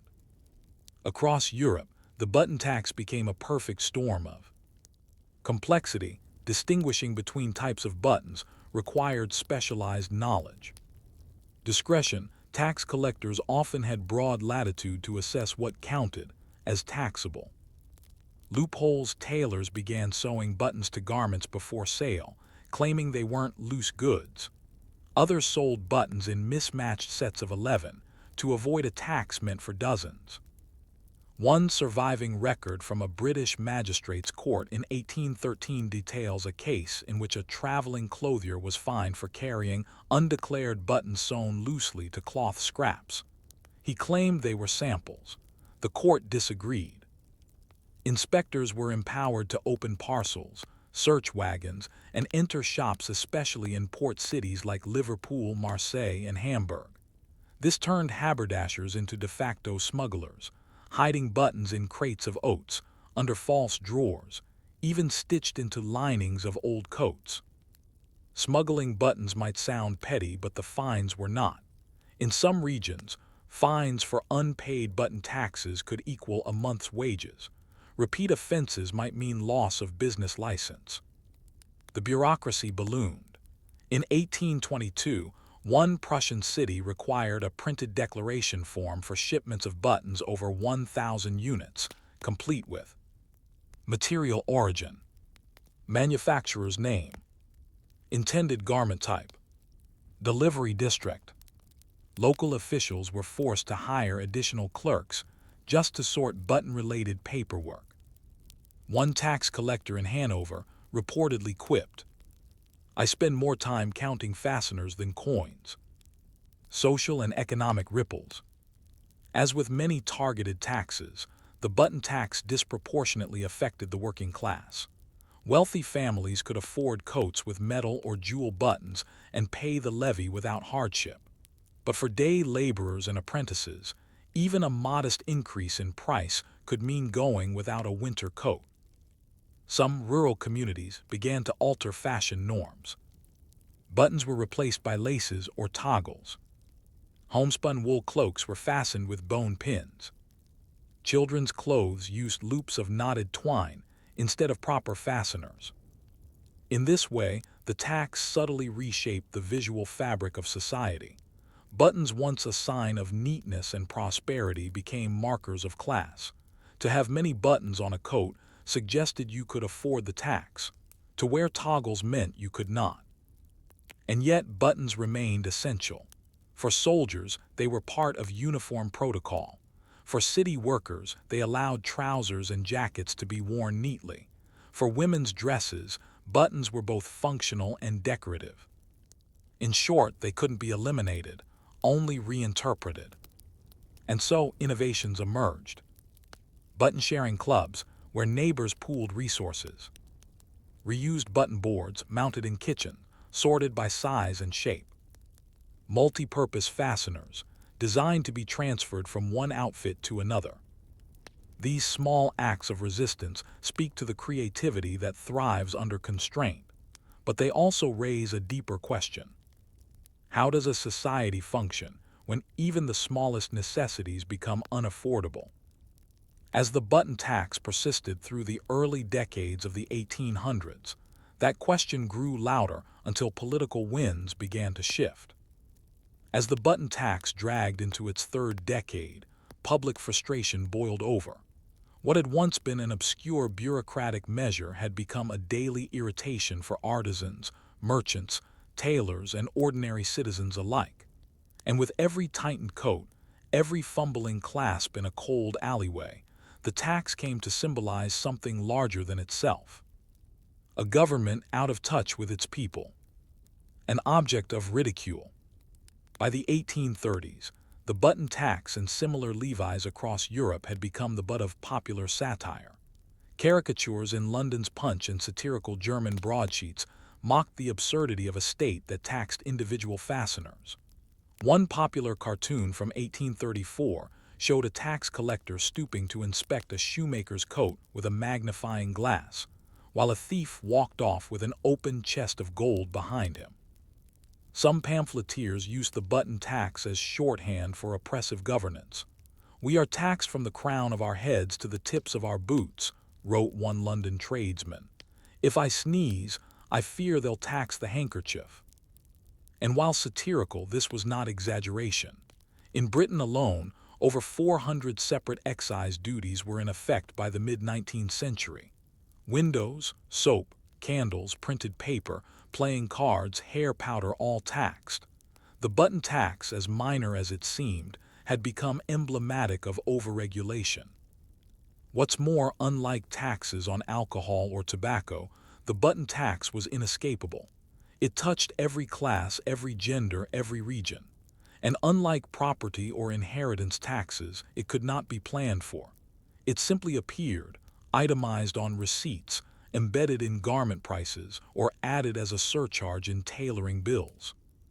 And yet, buttons were still mandatory, especially for certain professions. Uniforms, regulations, and state irony. Perhaps the most bitter irony of the button tax was how it collided with government-mandated uniforms. In Britain, France, and Prussia, military and civil service uniforms became increasingly elaborate in the 19th century. Gold buttons, embossed insignia, and double-breasted fronts were not merely decorative, they were required.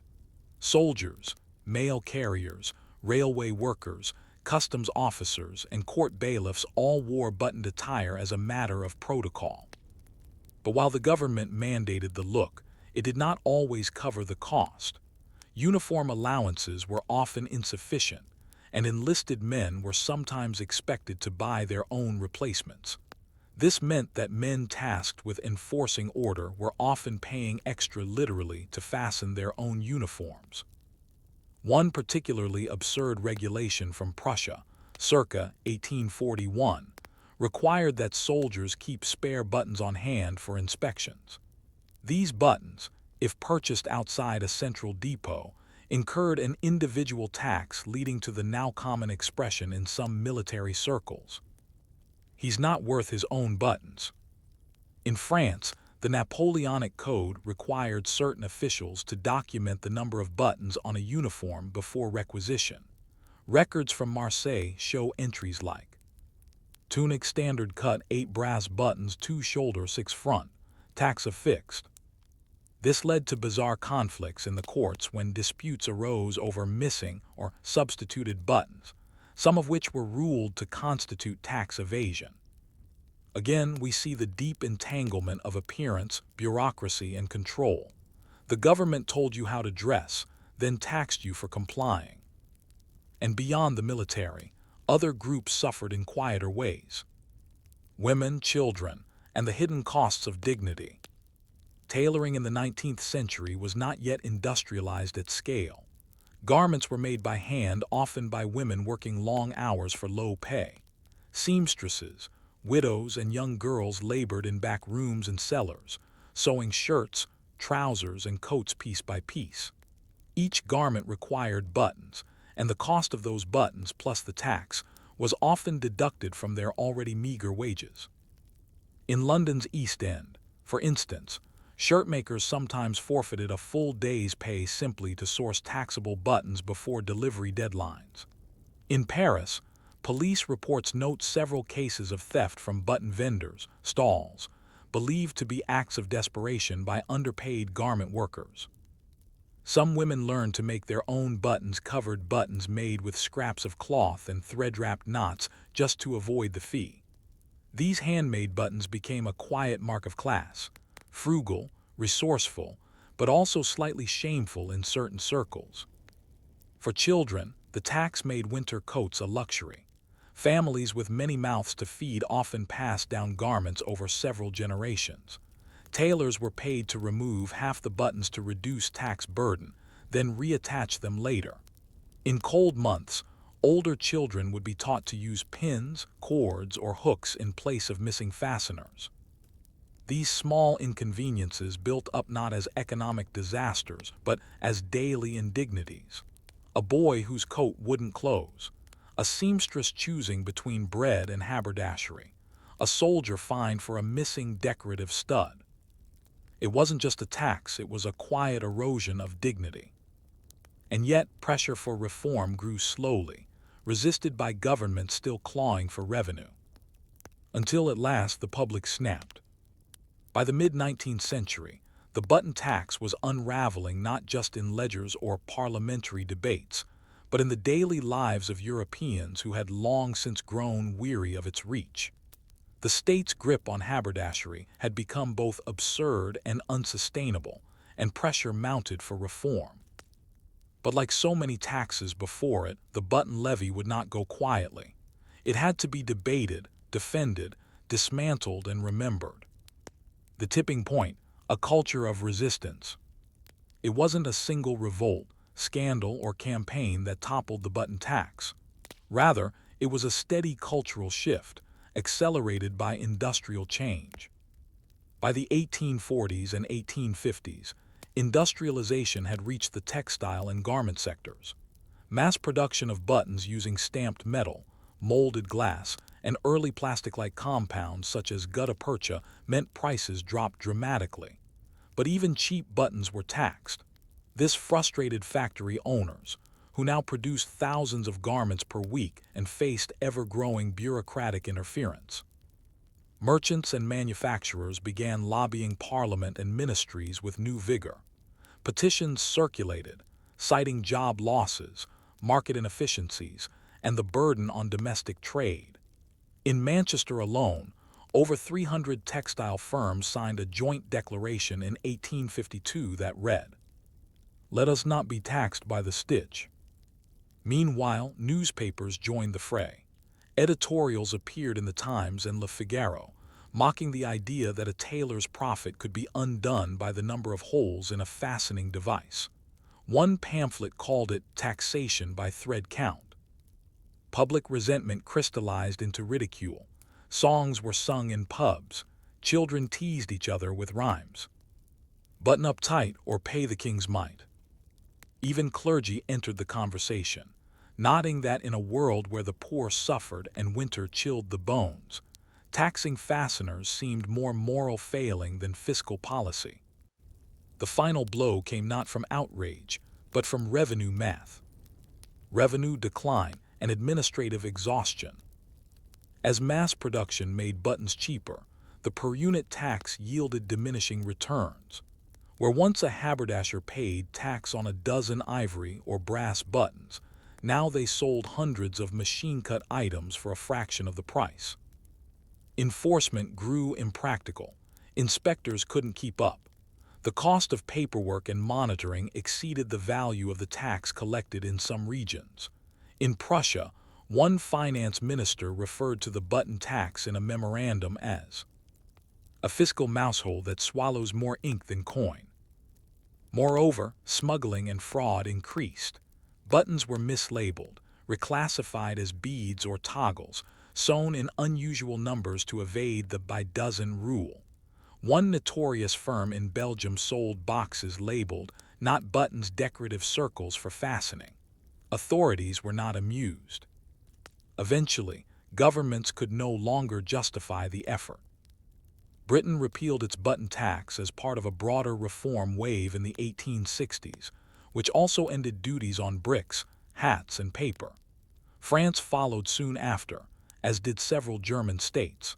The repeal was rarely dramatic. It appeared in tax schedules and reform acts as a line item, quickly replaced by broader consumption or income-based systems. And yet its legacy lingered. A world after the button tax. What changed after the tax was repealed? Surprisingly little at first. But over time, The lifting of burdens like the button tax contributed to a larger democratization of fashion. By the late 19th century, working-class families could more easily afford ready-made garments. Buttons, once precious, became common and decorative. Coats came with double rows of fasteners. Blouses featured rows of tiny shell or glass buttons, purely for appearance. The aesthetic of abundance replaced the visual shorthand of scarcity. To wear buttons was no longer a sign of wealth, it became a mark of modernity. The repeal also freed artisans. Tailors no longer had to hoard mismatched fasteners. Seamstresses could keep bulk supplies. Small-scale clothing makers, especially women, gained a modest but meaningful economic edge. The unseen tax on their labor was finally gone. And yet the memory remained. In some households, old habits persisted. Coats still had removable buttons, just in case. Families still kept button tins, passed down like treasure. Older citizens sometimes referred to petty rules as button taxes, a catch-all for unnecessary red tape. Even today, museums across Europe display sample cards of 19th century buttons, stamped with tax seals and price markings, tiny tokens of an era when the state reached into your sleeve and counted your fasteners. Buttons as metaphor. It's easy to laugh at the button tax from the distance of history, but the deeper lesson is not about buttons. It's about how power reveals itself in small things, about how bureaucracy grows not only from need, but from habit, about how a government, desperate for revenue, may overlook the human cost of taxing the ordinary. And perhaps most of all, it's a reminder that resistance doesn't always roar. Sometimes it appears as a missing button, a shared jar of spares, a coat held shut with twine, a quiet refusal sewn into everyday life. Story 6. How to write a letter in Tang Dynasty China and wait 6 months for a reply. In the bustling capital of Chang'an during the Tang Dynasty, 680–907 CE, writing a letter was no casual act. It was an art, a ritual of ink and paper, of precise language and personal restraint. More than just communication, a letter reflected your education, your place in society, and your understanding of the intricate web of obligations that tied the empire together. And for many, it was the only way to bridge a distance that could take months to cross. This is not the story of emperors or generals. It is the story of a schoolteacher in Sichuan writing to his cousin in Luoyang, of a merchant asking after a delayed shipment from Canton, of a retired court official seeking news of an old friend. All of them sending their thoughts into the unknown, carried by strangers, delayed by rain, read in silence. Welcome to the long, deliberate world of Tang Dynasty letter writing. The materials of memory. The first step in writing a letter was gathering the right tools. These were not merely functional, they were expressions of refinement. In a literate household, one might find Xuan paper, Chinese letter, a soft, absorbent paper prized for its ability to hold ink with subtle texture. Made from sandal bark and rice straw, it was expensive, and a poor brushstroke could ruin a sheet. Ink stick and ink stone, Chinese letter. Ink wasn't liquid, it had to be ground by hand. The writer would press a black ink stick against the smooth stone, adding water drop by drop until the right viscosity was achieved. Brush, Chinese letter. Made from goat or weasel hair, the brush was more than a writing tool, it was a vehicle for personality. A hurried brushstroke revealed anxiety, a wavering line, uncertainty. These materials served not only the words, but the formality required in Tang correspondence. Even an informal note to a cousin needed to look appropriate. Sloppy writing risked offense, especially when written across great distances. Letter writing etiquette in the Tang era. The Tang Dynasty, steeped in Confucian values, held correspondence to a high standard of moral conduct. A letter was not just a message. It was a performance of respect, especially when written to a superior or elder. There were strict rhetorical conventions, particularly among the educated. Opening lines praised the recipient's health, family, and moral standing whether the writer knew these facts or not. Writers avoided first-person references where possible, opting for phrases like "your humble servant," "Chinese letter, Chinese letter." Body paragraphs were organized from least to most important, and emotional statements were softened by metaphor or historical allusion. For example, a father might write to a son at an imperial school.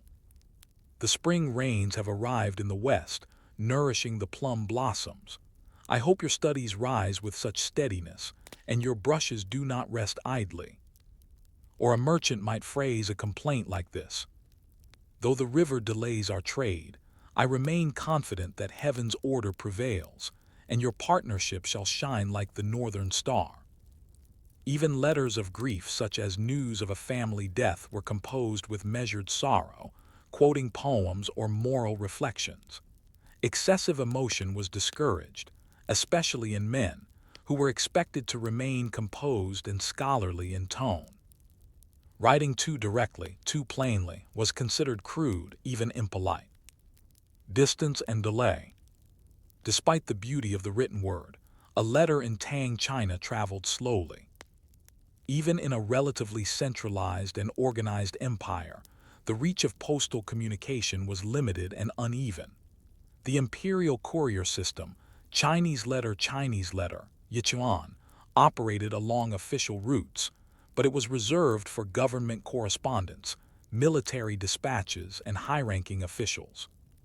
For ordinary citizens, even scholars or mid-level bureaucrats, letters had to hitch rides, with merchants heading in the right direction, with monks or pilgrims traveling between temples, with acquaintances willing to carry sealed bundles as favors. A letter from Chang'an to Yangzhou might travel by donkey, riverboat, and foot. It might wait weeks in a relay station or village inn. During monsoon season, it could take 4 to 6 months to arrive if it arrived at all. Writers were acutely aware of this uncertainty.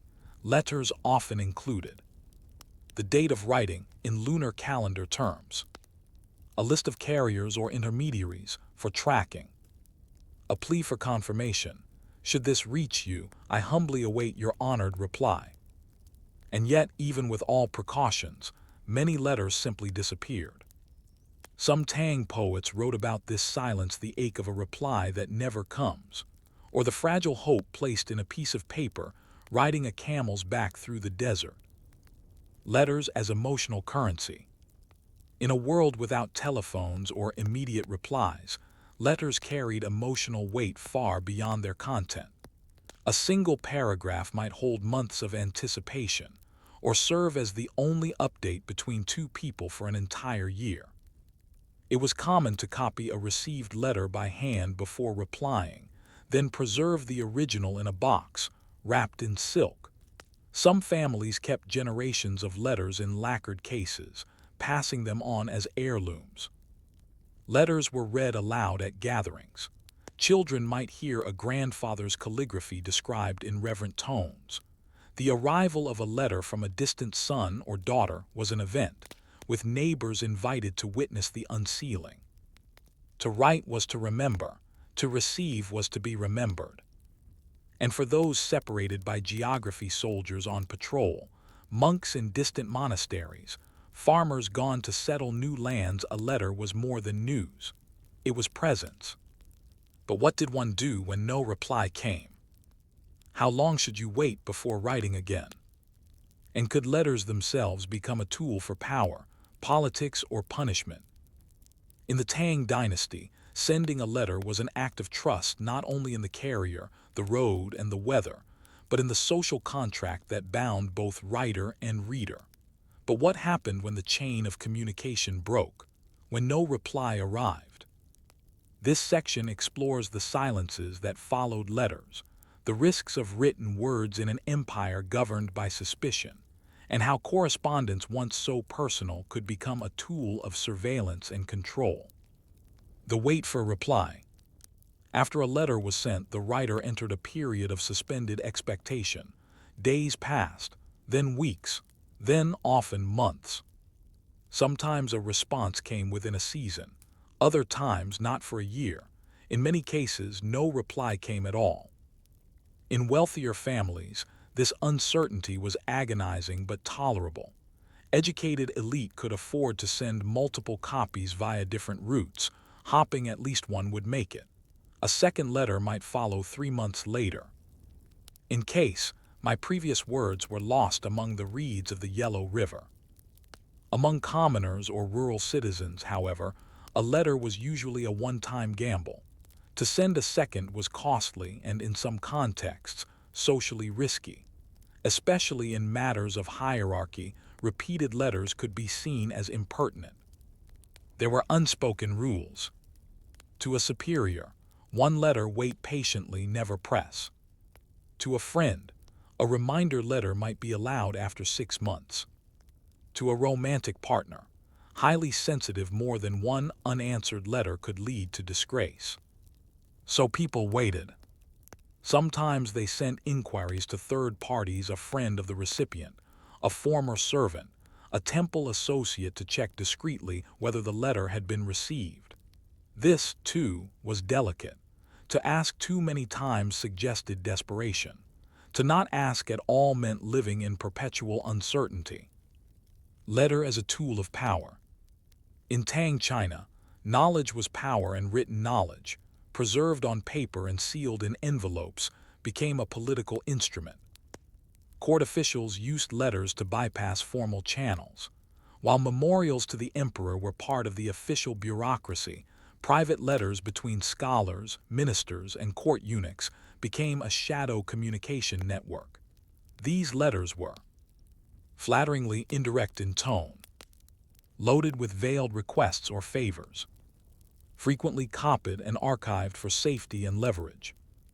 One minor official in Luoyang might write to a higher minister in Chang'an: "Though my health declines under the strain of cold weather, I continue to recite the poetry you once praised. Might your wisdom warm these provinces once again?" Behind the flattery, a request for reassignment or protection.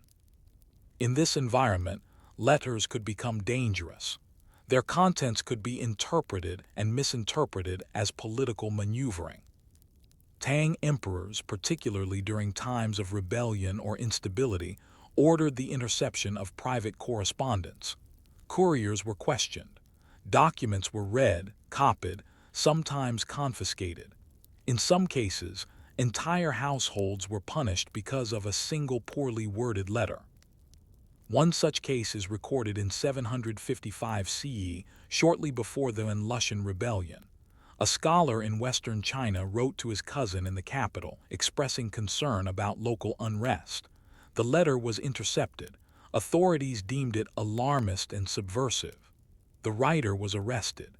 His cousin, a court scribe, was demoted. This was not uncommon. Even ordinary citizens grew cautious.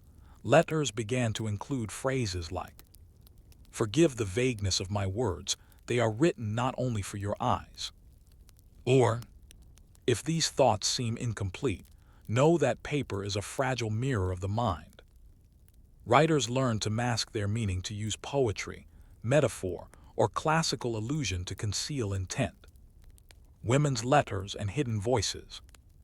In elite households, women were expected to be literate but silent. Public speech was frowned upon. However, private correspondence became their channel of expression, negotiation, and sometimes resistance. Letters between mothers and daughters, wives and sisters, offer glimpses into domestic life and emotional intelligence rarely captured in official histories. These letters described illnesses, marriages, births, and dreams. Offered encouragement across long distances. Sometimes included subtle critiques of husbands or in-laws, veiled as poetic reflection. Because women could not always trust the hands their letters passed through, they developed a coded language of embroidery metaphors and landscape imagery. A description of a bird lost among reeds might mean loneliness. A garden left untended might refer to neglect or sorrow. Some letters were copied multiple times and read aloud in women's chambers, creating shared stories from fragments of ink. But this privacy was fragile. If discovered by husbands, officials, or rivals, letters could be used against their authors. Accusations of infidelity, disloyalty, or improper behavior often hinged on a single misplaced phrase or an ambiguous poetic allusion. Letters could liberate or destroy. Lost messages, ghost replies. In remote areas, letters often never arrived. Washed away in river crossings, stolen by bandits, or simply left behind in roadside inns, they vanished into the vast geography of China. And yet, some recipients, unsure whether the silence meant disinterest or disaster, wrote replies anyway. These ghost replies, letters written, just in case, formed a kind of asymmetric conversation, a one-sided dialogue with fate. The writer expressed gratitude, sorrow, or apology, not knowing whether their message would ever complete the circle. One such letter survives, copied into a Tang-era family collection. If your eyes find this, may they know that my thoughts crossed the mountains long before this letter did. These letters were sometimes placed in shrines, buried with ancestors, or tied with string and burned, symbolic acts of communication with the absent or the lost. For the Tang Chinese, even the failure of communication became a kind of ritual. Silence was not simply absence, it was part of the language itself. In the Tang dynasty, a letter was never just a momentary note. It was a living record, one that could outlast its sender, shape family memories, or vanish into ash. For every letter that reached its destination, there came a choice: preserve it, burn it, or forget it. In this final section, we examine the fate of written words in Tang China, how letters were stored, who kept them, why some were destroyed, and how others came to be discovered centuries later, offering modern historians rare glimpses into the quiet thoughts of ordinary people. Sealed in silk, storing the words of others. In elite households, it was common to keep letters for decades, particularly those from esteemed relatives, deceased family members, or respected friends. These letters were folded carefully, often in thirds, placed in cloth sleeves or paper envelopes, tied with cord or sealed with wax, stored in wooden chests or lacquered boxes, sometimes alongside personal tokens, a lock of hair, a pressed flower, or a hairpin. In some cases, letters were kept in the ancestral shrine, especially if the writer had passed away.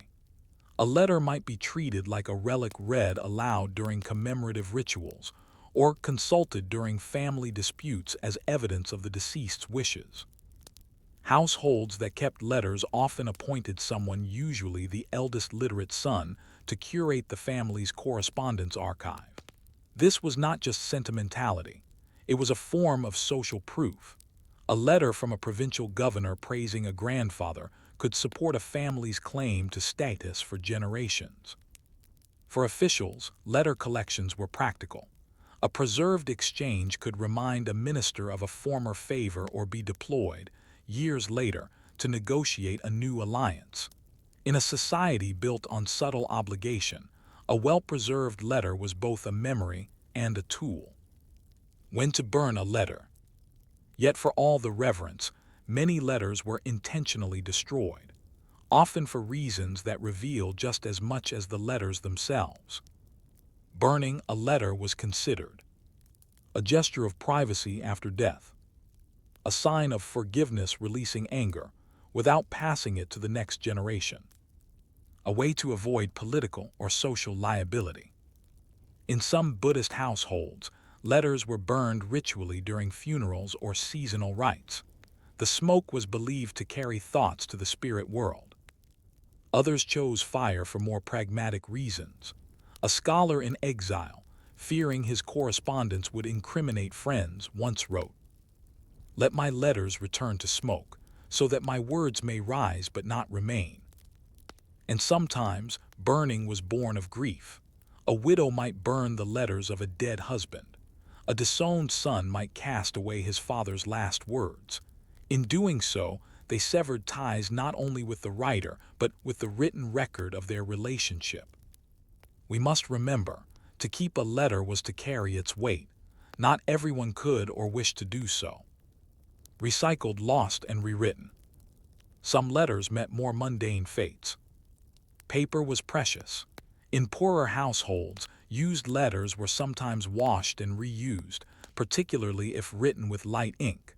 Others were cut up to make window coverings, bookmarks, or toys. Literacy was still uneven in Tang China. In some cases, the recipient of a letter could not read it themselves and had to rely on a local monk or teacher. These readers often rephrased or summarized, and the original was then discarded. Sometimes a letter would be copied by hand, with variations, and sent to multiple recipients, especially in cases of family news or public appeals.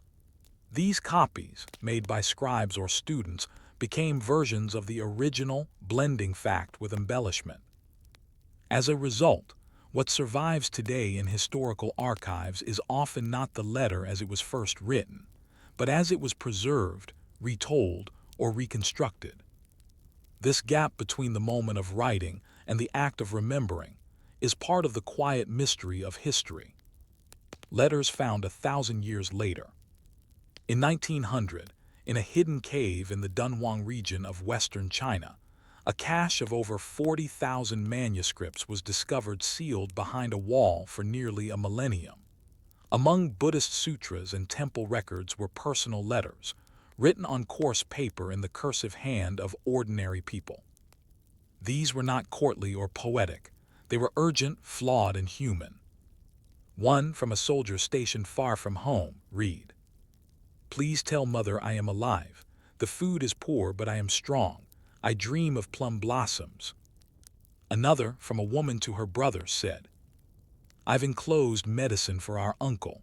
I hope the carrier reaches you. Write back before the cold returns." These letters, never delivered, were sealed away, perhaps intentionally for spiritual reasons, or simply forgotten in a bureaucratic hoard. Today, they offer direct evidence of the fears, hopes, and connections that shaped life in the Tang era. Letters like these give weight to the past. They tell us not what emperors commanded, but what a clerk missed, what a son feared, or what a widow remembered. The echo of ink. To write a letter in Tang Dynasty China was an act of patience, faith, and vulnerability. It was a gesture that crossed mountains, deserts, and time.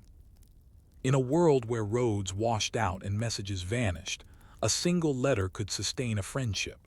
A son's brief note could reach a father only after death.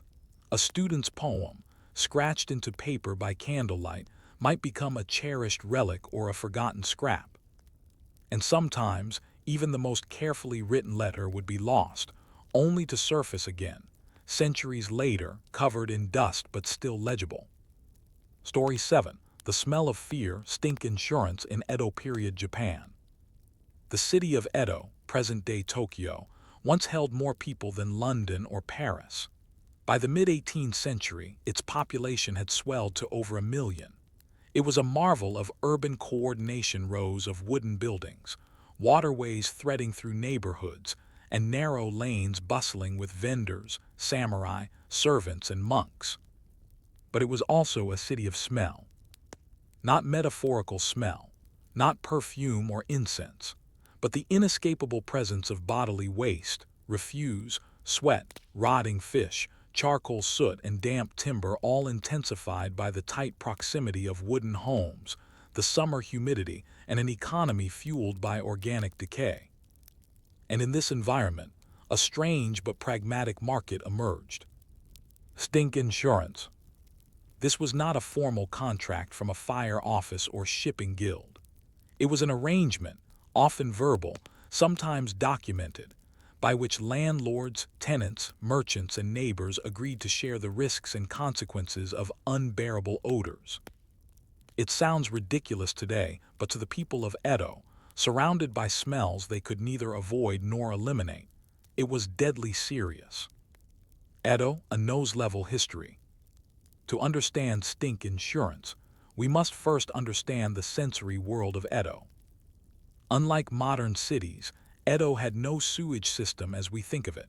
Waste was collected in buckets, carried on shoulder poles, and sold, yes, sold as night soil for agricultural fertilizer. Human waste was a valuable commodity, bartered between city dwellers and rural farmers. But until it was collected, it was stored in wooden containers, often just below the floorboards or in backyard sheds. In summer, these containers fermented. Rats sometimes fell in. Mosquitoes hovered nearby. The smell seeped into tatami mats, paper doors, and even clothing. Add to this the public urinals, the fish markets, the charcoal smoke, and the sweat of laborers, and you have a scentscape that was both inescapable and ever-changing. Even the elite weren't immune. The mansions of daimyo might be built on higher ground, but they too contracted waste services, and they too dealt with the occasional stench drift from a neighboring cookshop or latrine. Smell was a fact of daily life, and it had consequences. Smell as risk. Edo's urban economy ran on proximity. A shopkeeper lived behind his storefront. A tea seller rented the space next to a bathhouse. An apprentice slept in the loft above the fishmonger's stall. And this closeness meant that one neighbor's smell could be another neighbor's problem. A few examples. A tofu vendor's waste attracted flies, which bothered the kimono cleaner next door. A shared alleyway backed up with garbage, souring a guesthouse's reputation. A cooking oil press leaked into the canal, raising complaints from boatmen who ferried noble customers. These problems weren't just uncomfortable.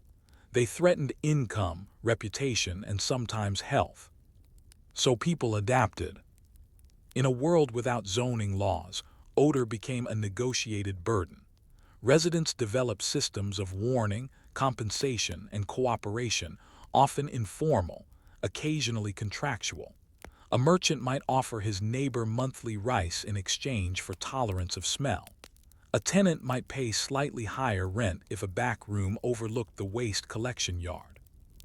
These arrangements were known by different terms. Some referred to kaori ken, smell rights, others to funai-wahe, latrine peace agreements. Historians have come to group them together under the modern phrase.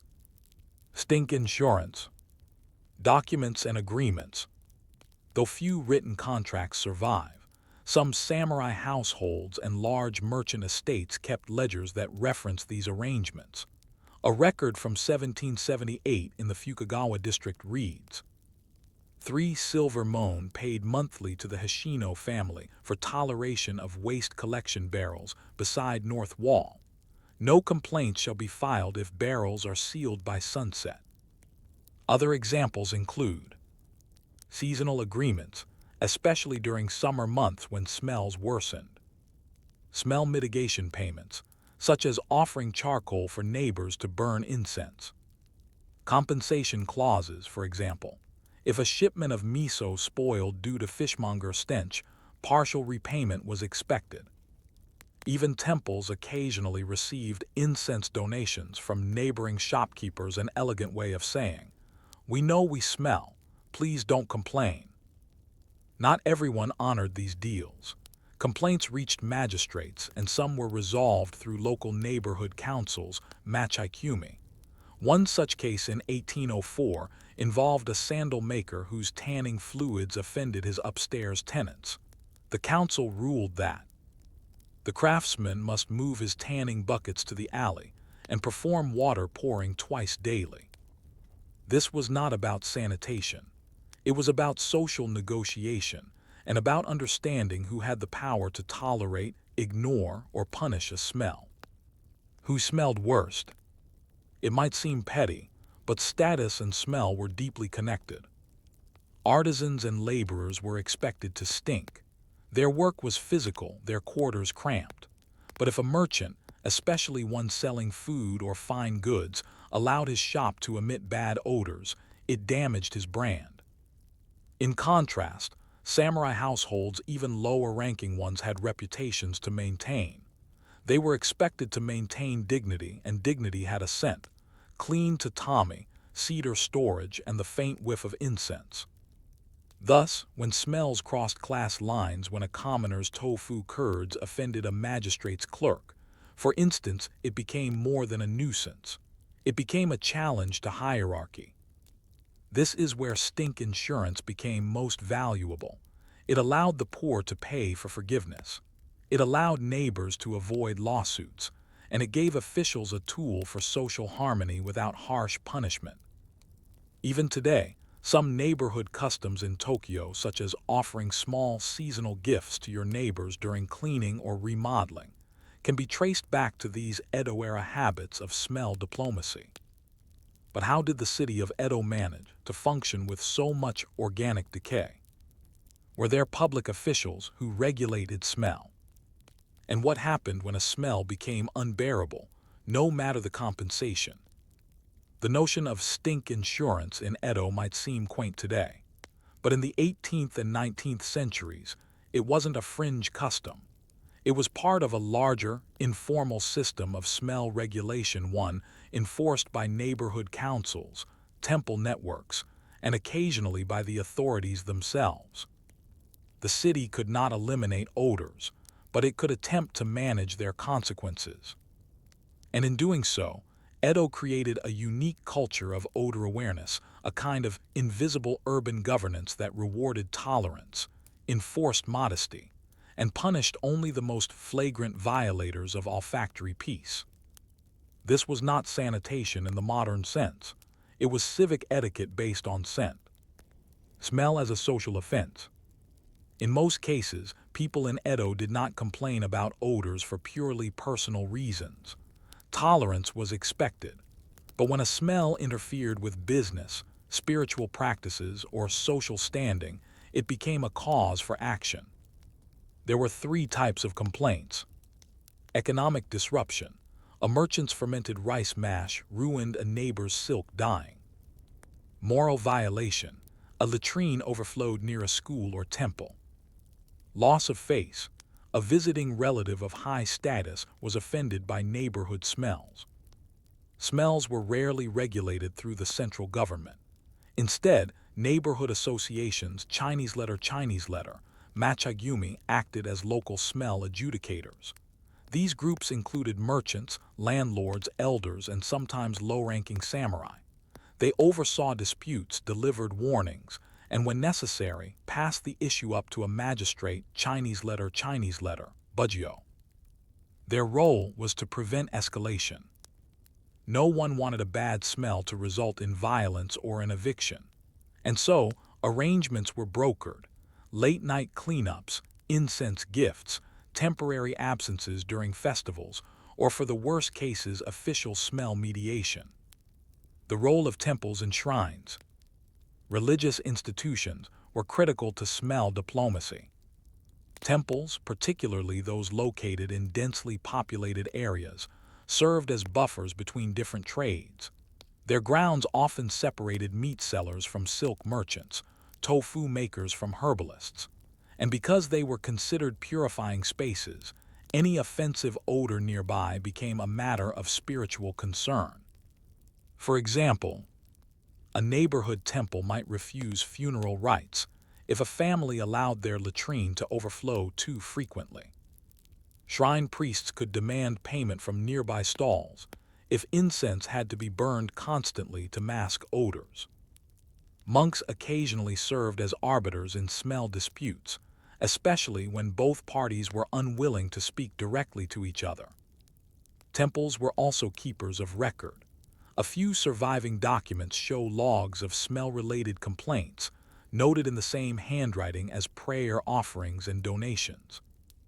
In this sense, the religious community acted as a kind of early public health monitor, though their concern was less about disease and more about ritual cleanliness and the harmony of space. Public measures and private shame. Despite Edo's tolerance for organic decay, certain smells crossed the line. Repeated offenders could be punished, though rarely with jail or fines. Instead, the penalty was often public shame. A few examples from city records. In 1812, a pickled vegetable vendor in Nihonbashi was ordered to wear a placard stating, "Let this be a reminder, clean barrels make good neighbors." In 1834, a candle maker's apprentice was marched through his district holding a bamboo rake, symbolizing his failure to manage ash and soot. Some tenants were forced to temporarily vacate their homes, and their absence posted on the door as a warning to others. These punishments were more about maintaining reputation and deterrence than reform. After all, the offenders still had to return to live among the very people they had offended. This public accountability extended to landlords.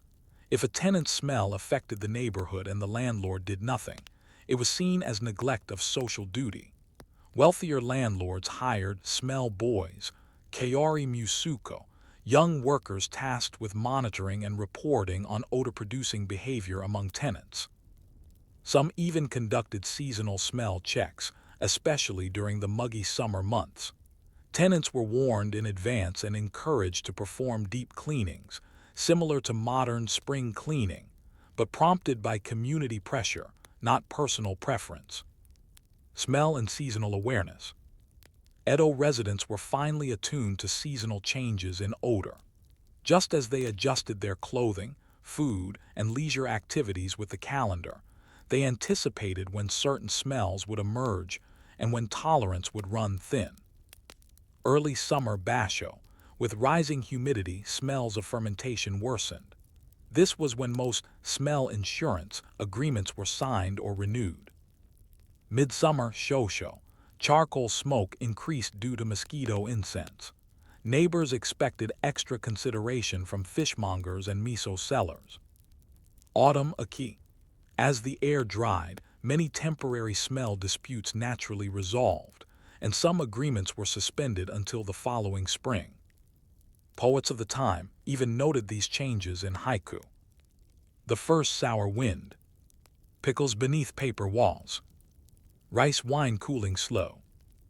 This sensitivity made Edo a city of smell literacy, a population that knew when a scent was acceptable, when it was tolerable, and when it was truly offensive. Who smelled least? Cleanliness in Edo wasn't about soap or deodorant. It was about managing impressions. Geisha and entertainers were among the cleanest-smelling citizens.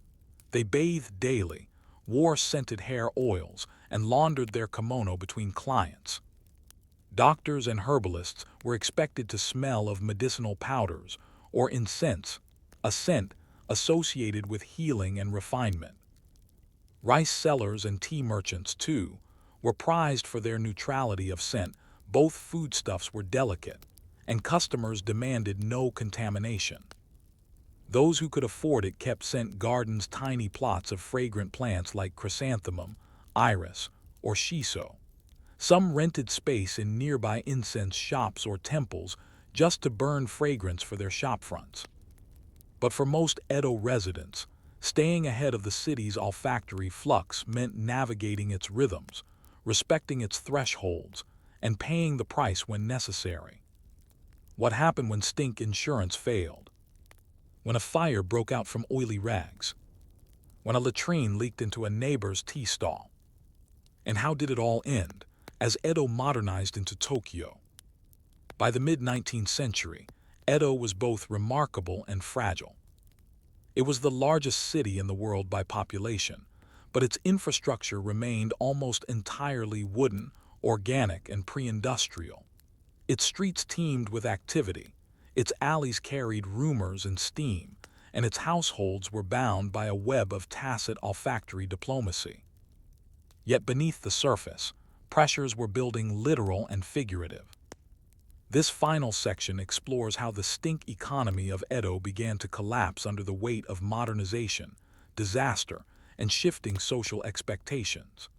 As Japan opened to the world and marched into the Meiji era, Edo's quiet agreements around smell gave way to formal sanitation laws, centralized public health, and the loss of an intimate, negotiated world.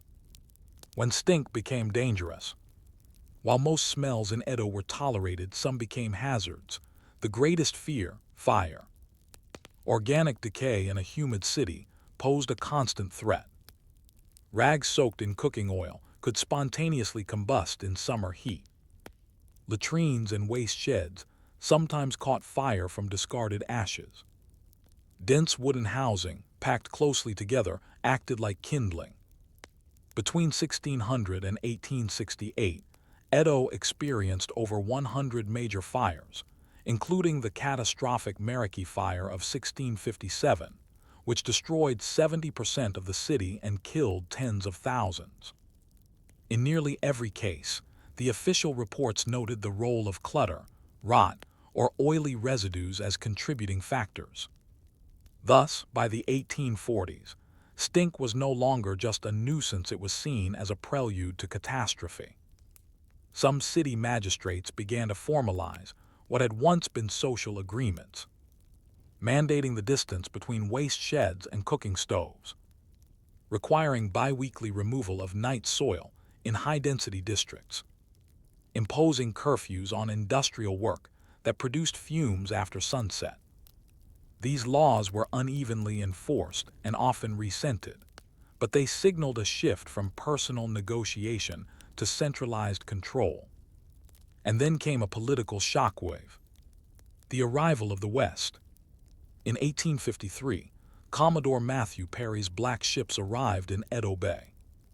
His visit and the forced opening of Japan to Western trade unleashed a cascade of reforms that transformed the nation in a matter of decades. By 1868, the Tokugawa shogunate fell, the emperor was restored to power, and Edo was renamed Tokyo. With these changes came new standards of urban hygiene. Western diplomats, engineers, and doctors were appalled by Tokyo's waste collection system. Travel journals from the 1860s describe open barrels of waste near homes, urine-soaked alleys, the intense and unyielding bouquet of summer markets. The Meiji government, eager to demonstrate Japan's capacity for modernity, began importing European models of sanitation. The first public flush toilets appeared in Tokyo by the 1880s. Concrete-lined sewage canals replaced open ditches. Waste collection became regulated, with permits and inspection systems. Though still uneven and often only available in wealthier areas, these changes marked the death knell for Edo's stink insurance economy. Agreements that had once been handled through gifts of rice or incense now became a matter of government permit, bureaucratic complaint, and municipal enforcement. The vanishing of smell culture. With the end of Edo came the slow fading of smell as a negotiable element of daily life. Incense offerings to neighbors were replaced by chemical disinfectants. Seasonal cleanings were scheduled by landlords, not negotiated in tea shops. The role of temples as arbiters of neighborhood peace shifted to that of symbolic heritage sites. Even the smell itself began to disappear. By the 20th century, Tokyo had adopted modern plumbing, underground waste systems, and gas cooking. The overwhelming stench that once characterized the city, described by poets and missionaries alike, became a curiosity, a relic of the past. Only in literature, kabuki plays, and the fading memories of elderly residents did the intimacy of smell diplomacy remain. Modern historians, looking back at Edo, have begun to recover this lost world through surviving household ledgers, temple complaint books, literary descriptions in journals, and serialized fiction. From these fragments, a portrait emerges not of a stinky, primitive city, but of a population that had developed sophisticated strategies for coexistence. They understood what we often forget: that a city is not only made of buildings and roads, but also of tolerance, of sensory negotiation, and of small acts of respect passed between neighbors who cannot walk away. Epilogue: scent, memory, and the modern nose. Today, we live in deodorized environments, We mask body odor, sanitize surfaces, and flush unpleasantness far from view. But in doing so, we may have lost something, not just smells, but the social codes that came with them. Edo reminds us of a time when smell was a signal of survival. Peace with neighbors was measured in incense. Agreements were made not in writing, but in tolerance. And somewhere beneath the streets of Tokyo are still the ghosts of those old agreements, folded into paper, tied with cord, and placed beside a waste bucket long forgotten. A city that once smelled now remembered in silence.